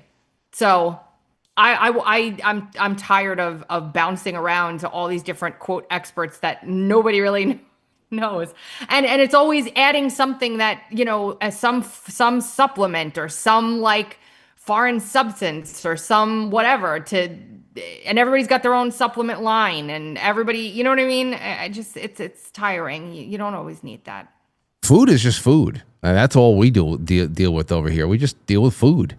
But I know. But either way, I'm looking forward to this now because now I don't have to keep answering people when they say, "Hey, where the hell's Tracy been?" She's well now you know. I sent you a sneak peek, Frank. I dragged. You didn't watch it. No, I watched it. I just didn't watch it with the sound on, like you told me. Well, I told him. I said. I know. Frank. I know. You said you'll watch with the sound on, and that's when I paused it and said, "Okay, I'll have to look at this later, and I'll be able to look at it tonight." Listen, the Yankees were in the playoffs, and I couldn't think of anything. I was gonna wear my Mets shirt tonight, but I Why? I was gonna wear my Mets shirt, but I wore my Monroe Institute. Do you know that I'm like literally moments away from Cloverfield? Do you have any idea what my spring is gonna be? Are you excited for me? Well, you should be. Yeah, good for you. That's good. I mean, if you're a fan of a team and all of a sudden you're close to their training facilities, that's wonderful. Do you know what I love about it here, Frank? In what? Florida, the great free state of Florida. What is it? I love that what it's like here. I feel like I'm myself again. I moved to South Carolina, which was a lovely state, spent a decade there, really lovely. People, very different. Very, very different. Everybody, very different people. But here, where I live now, people, it is Long Island, Brooklyn, and Queens. But everybody's happy. And everybody's like, I'm on it now, Frank. I can bring my old sarcasm back, my old like ball busting self back. I can talk to random people at checkout counters. Your old accent. You could bring back. Oh my God. The accent's back. You have no idea. Like I had a lunch I went to. It was in West Palm Beach last week. I met with some people for lunch, and I drove up, and there was a valet, of course, for this lunch. And I didn't know if I was in the right place. I pull up. I roll down my window. All of a sudden, I hear, "Where are you trying to go?" I'm like, "Oh boy, you're home." I'm home. You're home. Shit. I'm like, oh my God. I am now best friends with that guy. Best friends with the valet. He's from Brooklyn, moved here 15 years ago. Says he'll never, ever go back. Best experience he's ever had. Loves it. But he's from Brooklyn. I was like, man, I didn't realize how much of New York I really missed because of how crappy the place is now. But I'm back. I feel like a puzzle piece has been redeposited into my psyche. And I am just a smart ass, wise ass, ball busting New Yorker again. Well, you got to have thick skin if you're a Mets fan. But yeah, but Tracy, man, let's make sure we do this again. And not only that, but I don't know how the hell we can get you up here at some point over the next 12 months. But you got to sit in studio for a Saturday night show. We'll pack some hookahs and talk about trippy shit. Make Frank do ayahuasca. No. I will never do it either. Never in a million years. No. But obviously, if you have, more power to you. That's it. Well, then uncoverdc.com and then at Tracy Beanz on Twitter. Yeah, that's it for now. All right. Well, listen, congratulations with everything. And it's good to hear from you again. We're happy you're well. And thanks for the interesting trip through the Monroe Institute. I know there's so much more to ask, but we lay down the foundation tonight because I'm sure I'm going to have a lot of follow-up questions soon. I hope everyone still loves me. I'll talk to you soon. Life is good. We'll talk soon. Bye, Frank. Take care. And she has an empty bladder now too, so that's something she won't have to pee for the next 25 minutes. Wow. Welcome back, Tracy. Anyway, we got a couple of more super chats in. Irrational X says, "Never make a lady hold her pee, Frank." I just didn't know if she was being dramatic or if she had, how you can tell. I've got about at least 15 minutes left on the clock before it's really an issue. Obviously, it was an issue. Nephilim Death Squad says, "Fascinating episode, Frank. Good evening to all the Franklies." Okay. David and Lobster out there. David, Raven, and Top. Those guys, first of all, I was wearing their shirt the other night. I got to wear it again. I got to send them shirts. Thank you so much for the super chat. And just a reminder, as far as all of your creepy stories that I want you guys to put in on that open forum thread that is on quitefrankly.tv, the show that they're coming back on, I made sure I got them on for Mischief Night, baby. You want to talk about a New York tradition, probably around where you are too, but October 30th is Mischief Night. Now, it used to be fun. It used to be nice and mischievous. Maybe you get a little bit of shaving cream or, and they'll go, in worst case scenario, an egg. Somebody throws some bologna on your car, or I don't know what, the TP, just streaming toilet paper all over the place. It's somebody that you love, but you just want to watch pick off of the ground. Because, the next morning when it's Halloween morning, and all that TP is all over the place, and that late October morning dew, there's a frost that kind of burns off in the early morning, and all that TP is now wet, and it breaks apart, and you got TP fragments all over the place. Why am I saying this? Well, it's a special night, and we're going to have the Nephilim Death Squad boys on with me on October 30th, that Thursday night, and we're going to be doing spooky stories. We're going to be working off that thread. They're going to be bringing some spooky stories from their audience. It's going to be a great night. And then who knows what I do for Halloween. Like I said, I'd like to set up shop in my father's Halloween party and go live there for a little bit. And who the hell knows? Who the hell knows? Okay, so let's open up the lines. Actually, no, I have to take a really quick break because it's Badlands night, and I want to tip of the cap to them for all their wonderful support. And so here is a little bit of word from our sponsors over there. Be right back. Your calls and your super chats after this, so don't go anywhere. Get ready. I'm excited to announce that we're having our biggest 3-in-1 sale ever with a limited edition product, a back-in-stock special, and a closeout deal you won't find anywhere else. So go to MyPillow.com or call the number on your screen. Use your promo code to get our MyPillow bed sheets only $29.88. Any color, any style, any size, even kings. Regular $119.98. Only $29.88. Once they're gone for good. How about our My Towels? They're finally back in stock, but not for long. Get a 6-piece My Towel set, regular $69.98, now only $39.98. And for the first time and the only time ever, get our limited edition premium My Pillows. They're made with Giza cotton and designer gusset. Queen $17.98, Kings only $19.98. So go to mypillow.com or call the number on your screen. Use your promo code to get the best offers ever. Quantities are extremely limited, so order now. A drive to left field. He has done it again. Hey girl, have you heard of Superbia Credit Union?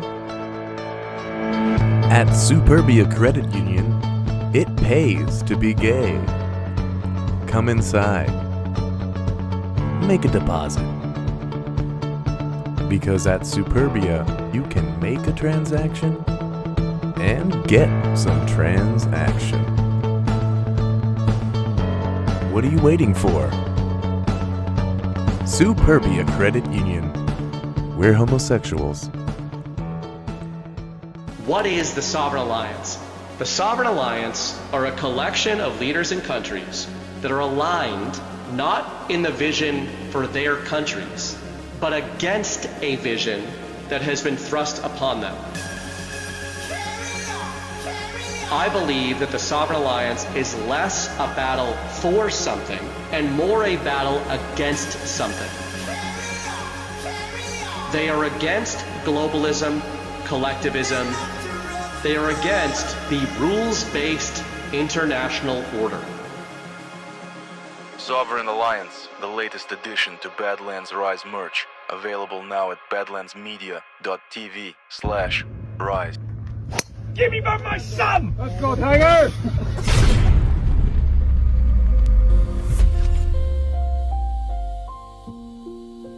Okay. A little bit of this, a little bit of that.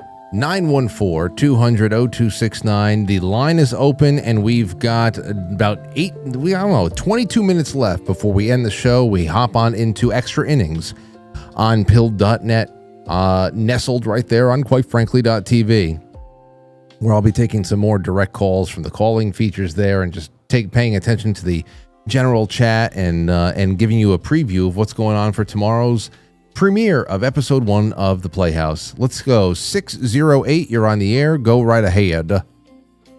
Hey, Frank, how's it going, man? It's going well. Who's this? This is Bill. I'm calling from Wisconsin. Bill from Wisconsin. It's great to have you on. Yeah, hey, thanks. First off, I just wanted to say that I found your show by watching you on the X22 Report Spotlight. So you did get some viewers from the time with Dave there a long time ago. I always wanted to tell you that. You know, maybe at least once or twice a year, I reach out to Dave just to say hi and to wish him well. And he asked me back on the Spotlight, I don't know, maybe about a year and a half ago. I think it was before the election. And, you know, I'd love to have him on at some point, just like as a throwback. But that's great to hear. And welcome to the show. Go ahead. Hey, thanks. Okay, so I literally always wanted to call in to tell you the story. And then when I heard what Tracy was on talking about tonight, I was like, wow, tonight's the night. I got to call in. And I got to tell you the story. So when I was just about 20 years old, a good friend of mine that I hadn't seen for a while, she had told me about astral projection, you know, like out of body stuff, you know, that she was reading a book about it. And I was instantly fascinated by the idea. And anyway, she told me, she said, yes, the first step is when you're in that place between sleep and consciousness, if you ever find yourself there, she's like, look up at the ceiling and like, hang a ball from the ceiling or some kind of object to focus on. And then when you find yourself in that spot of consciousness, you know, or in between, to think about how nice it would be to go there. And that's like the first step, you know. And I was like, well, that sounds easy enough. You know, I think I'll try that.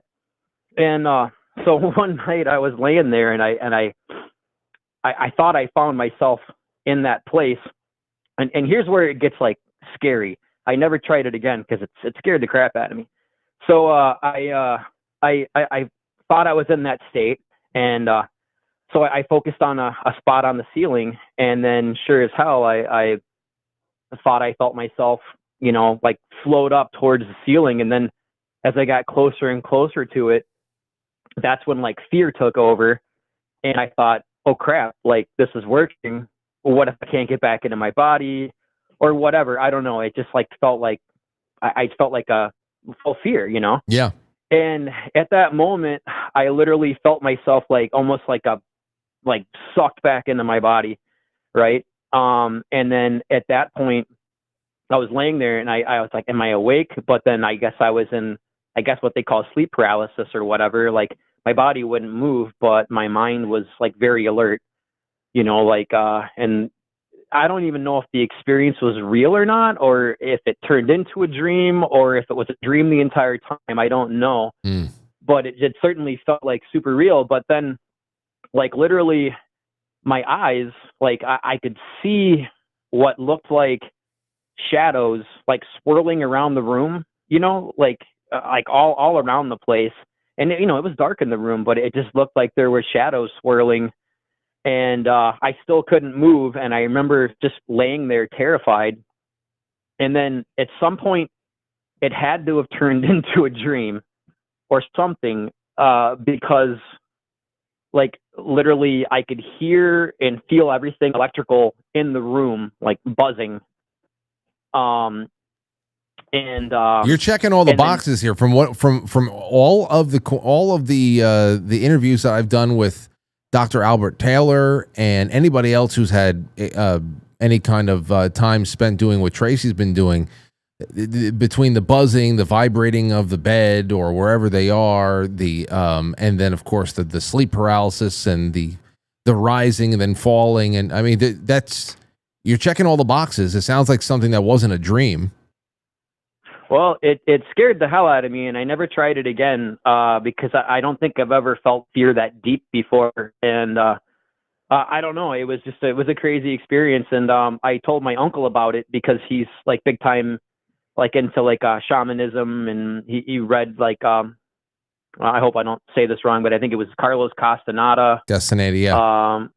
Okay, gotcha. Okay, yeah. Well, he used to talk about that a long time ago, and he was telling me, you know, that my grandfather was like big time into this stuff, you know, and that when you were in that state, that there were actually like very dark things that you could encounter, that you could stumble across, and that like like I guess like in South American and Mexican shamanism and stuff like that or whatever. That's, they talk about that. And I don't know. Yeah, I learned all that stuff later, but yeah, it just I don't know. I remember you telling Tracy you didn't have the balls to try, and I was like laughing. I was going down the road listening, and I was laughing, and I'm like, yeah, you're smart, Frank. Is it smart? Now, I don't know if it's smart. It's just one of those things where I just encounter that wall there. Well, thank you for sharing, man, and I hope that you call in more often because it's great to have new callers share, especially if you've been out there for a while. But thank you for this. Yeah, for sure. Hey, can I ask you one question before we go? Yeah. Okay. What does release the Kraken mean? I've been listening for years, and I've never understood what the hell that means. What does release the Kraken mean? Yeah. Just you mean from the mythology aspect of? No. On your you a lot of times you say you're going to release the release the scratching. The scratching, yeah. Sorry, the scratching, not the Kraken. Okay, I'm yeah. I'm nervous because I'm calling into a show, and no. you're right. The scratching. No. What the hell does that mean? I was going to say, I can tell you all about Perseus and all that stuff, but it's over on Pilled. My mother asked me the same question. She said, what are you talking about when you say scratching? Well, there is a how like on D Live and on other websites when they are monetized and they have their version of super chats, they have pills or they have lemons or something else like that. It's almost like going to a bar and getting a buyback at the end. So as people are sending super chats and tips to the show, it builds up. It builds up almost like a lottery where you can release a treasure chest at the end, and everybody almost gets a couple of in a bar you would get a pint or a pitcher of beer or something if you buy so much. And you can just release back some of those tokens into the chat room that was giving it to the host. So the scratching is it's short for scratch off. So it's almost like who's going to win the lottery tonight. But it just became a little bit of a colloquial phrase on Pilled to say release the scratching because it sounds like the Kraken. I figured it was something like that. Yeah, but I was always curious, and I could never figure out any frame of reference for it. So you asked the question. Yeah, and you asked the question for many people out there. That's it. Thank you so much for that. Thank you, sir. Thanks a lot, Frank. Take care. You got it. Yeah, I know there's probably a lot of you. They're like, what the hell is a scratching? It's a scratch off. It's just like a buyback. Tokens go back out to the portions of the audience and they have something to give to somebody else. It's just a fun way of keeping the economy on small little websites going and keeping people involved. And I like it. And a lot of people. Speaking of D Live, I have not released that treasure chest in forever. Where the hell is it? And holy shit, I'm on the front page of D Live. Speaking of D Live, I have not. Shut up, Frank. There you go. I'm releasing the treasure chest. All right, let's take a call. 269, you're on the air. Go ahead.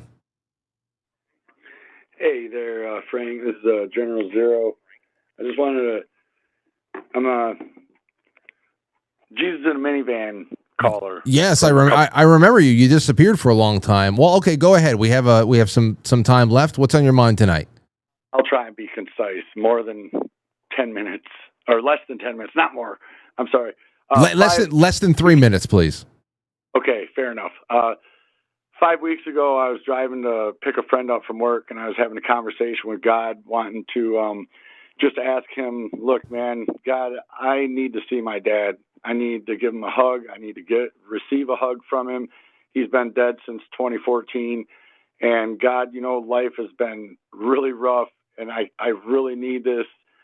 And I know that if I wanted to, I could ask you to, have a full-on apparition, but I don't need that. Just let him visit me in my dreams. They're full sensory anyways.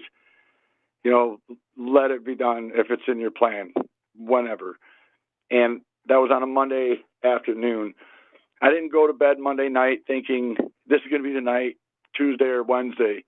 But Wednesday night, I went to sleep and fell asleep on the couch. And immediately when I fell asleep, I was I found myself standing in front of a giant doorway in front of a very large house. It went forever in both directions, and the door opens. This translucent figure, like the Predator in cloak mode, invites me into the house, and I step into the house. The door shuts behind me, and I'm in the biggest foyer I've ever seen, ever. And vaulted ceilings that disappear into the vaulted ceilings, and there's this white charge of like happy, energetic, positive frequency white noise, like gathering at a 50-year class reunion or something, and I could see people, but I couldn't see their faces in focus. It was like very censored, very blurred out. And this translucent figure is like escorting me up the stairway to the second floor. And the staircase was like 16 feet wide, made of glass and crystal. And I'm about 25 to 50 feet up this staircase. And I hear out of the crowd of white noise of people downstairs, I hear, "There he is." And I beeline look over the railing at this individual, and I see the back profile of this man. And in my mind, I'm going, I know that's my dad. I recognize that voice. I recognize that profile. And just then he turns smirkingly on his face. He goes, "Hey, Budrow." And I jumped from that staircase, like not from my legs, but from my arms reaching out to him like Mr. Fantastic. And the rest of my body caught up to me hugging him. And I was in a full-on like bear hug, gripping into his clothes, sobbing into his shoulder, just in total and utter bliss. And my dad spoke to me and said, "Hang in there, son. You're doing a great job. Just keep your eye on the prize. Stay focused. You know, better today than you were yesterday. Just focus on that. You're doing great." He says, "You know, you got a fan base up here. We're rooting for you." And as he's telling this into my ear, I could feel the breath of his voice, or the breath of his, words in my ear, and the vibration of his voice. And I recognized and noticed that there was no white noise anymore.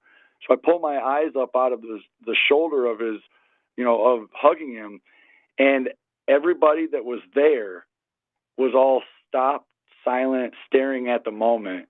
And in that moment, their faces weren't blurred out. And there were a bunch of people that I recognized that had passed away, that I had attended their funerals, and a bunch of people that I didn't recognize at all. And they're all looking at my dad and I hugging each other. And I put my head back down into his shoulder, and I remember thinking, "Dad, God's going to need a holy crowbar to separate me from this moment right now." And just then, I wake up out of a dead sleep on my couch, and my arms were in like a bear hug manner. Yeah. And then when I woke up, it's like my arms didn't have resistance of my dad there anymore.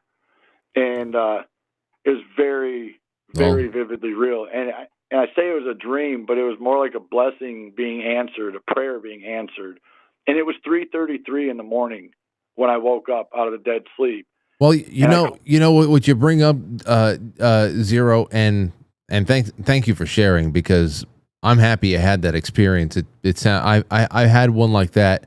I had one similar to that, but I mean yours was far more glorious. But it left an impact on me nonetheless.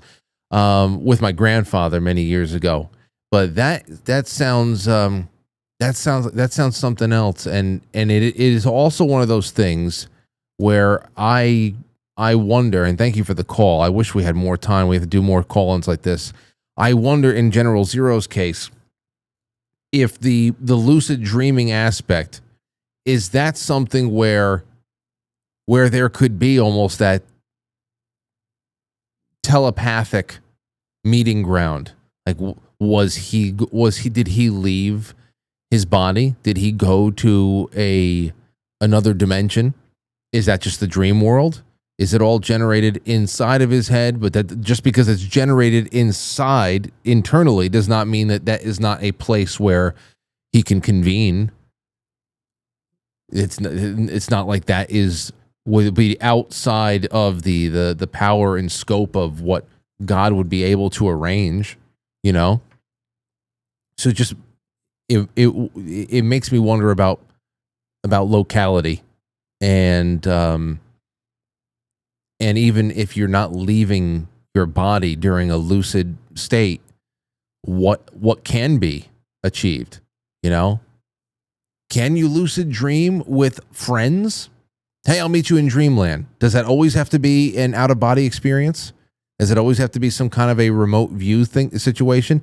Or can you jump from mountaintop to mountaintop with your friends? I always wanted to do that. I know my brother tried organizing that with some of his friends in elementary school. Like it was like the handful of times that Anthony was ever excited to go to sleep when we were in middle school. I was like, I gotta go to school. I'm gonna meet so and so. I told him, okay, like he got off the phone with a friend. All right, meet me by so and so. It'll look like this. Blah blah blah. I'm sure they thought they did. But very interesting story. And then when General Zero was talking about that, it reminded me of this picture that I put up on the Quite Frankly official Instagram a couple of weeks ago. And it's a picture I really love. I've seen it before, and when I saw it again, I had to share the story. There was a photographer. His name is Josh Nome. And he collects images, as I'm reading the caption over here, of walk-off home runs in baseball games. For those of you who don't know, a walk-off home run is a home run that you hit when it clinches the game. Bottom of the ninth, the home team is up at the bottom of the ninth, and the home run pushes them across, or it's extra innings, whatever it is. It's sudden death, and it is over, and it's just exhilarating. Absolutely exhilarating. And he collects images of walk-off home runs as hitters are rounding third base and going home to score. And he said, I do this because this is how I view us entering heaven. He said, look at the faces of his teammates waiting to welcome him home, writes Noam. Look at their excitement.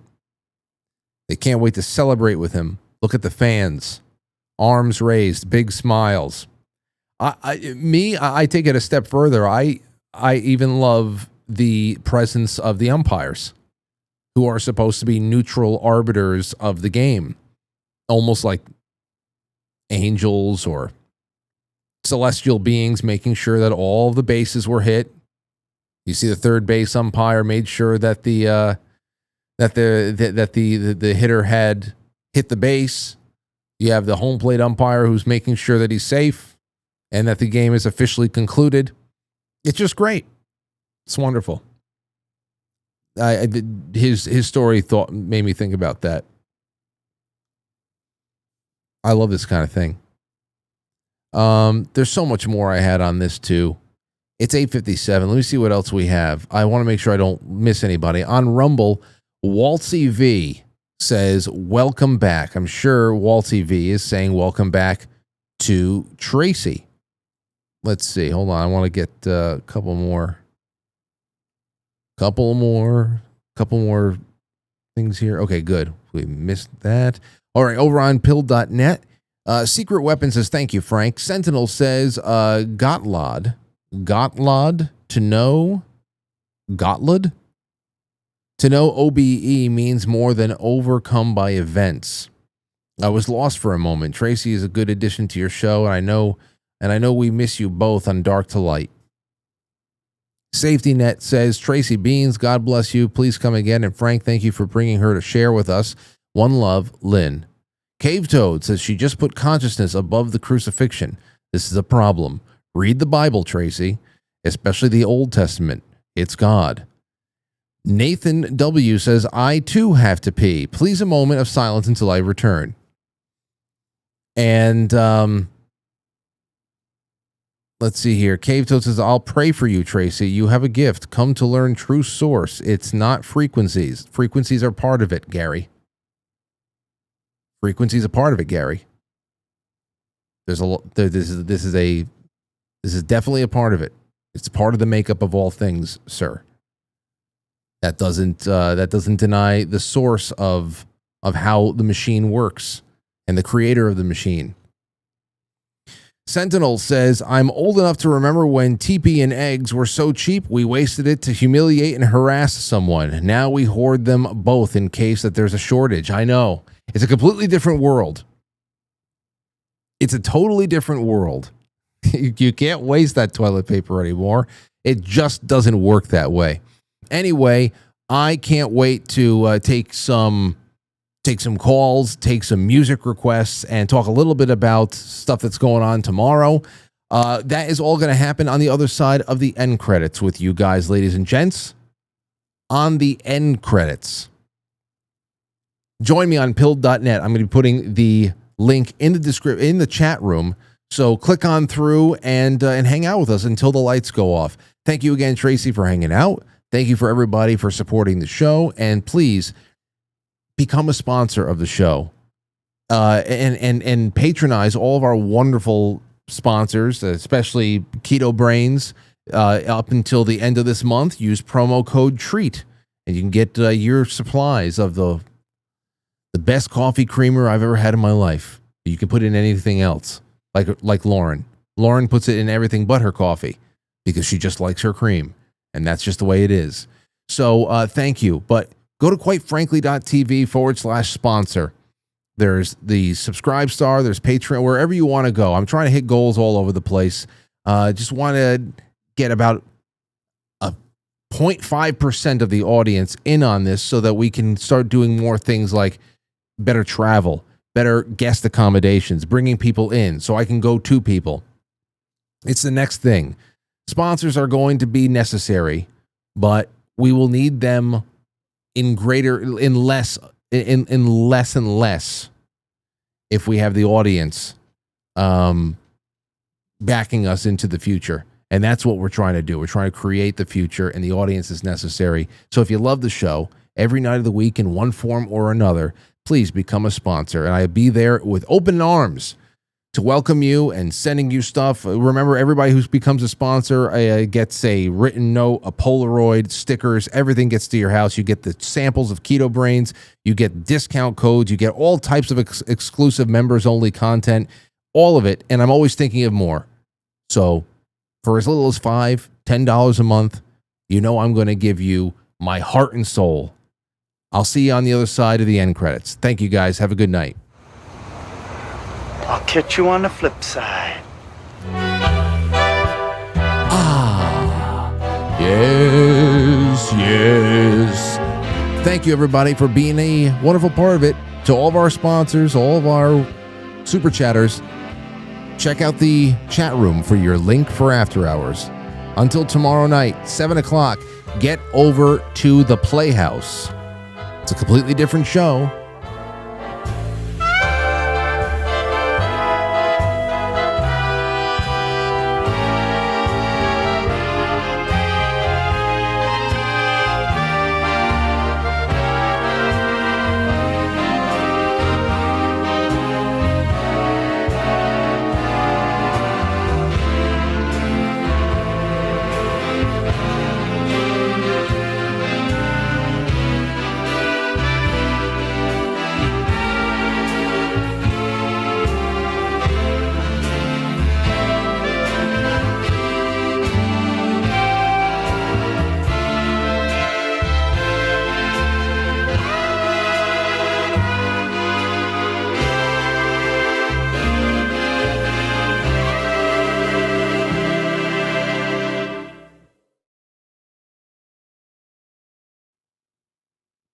Goodbye. All right, that's it.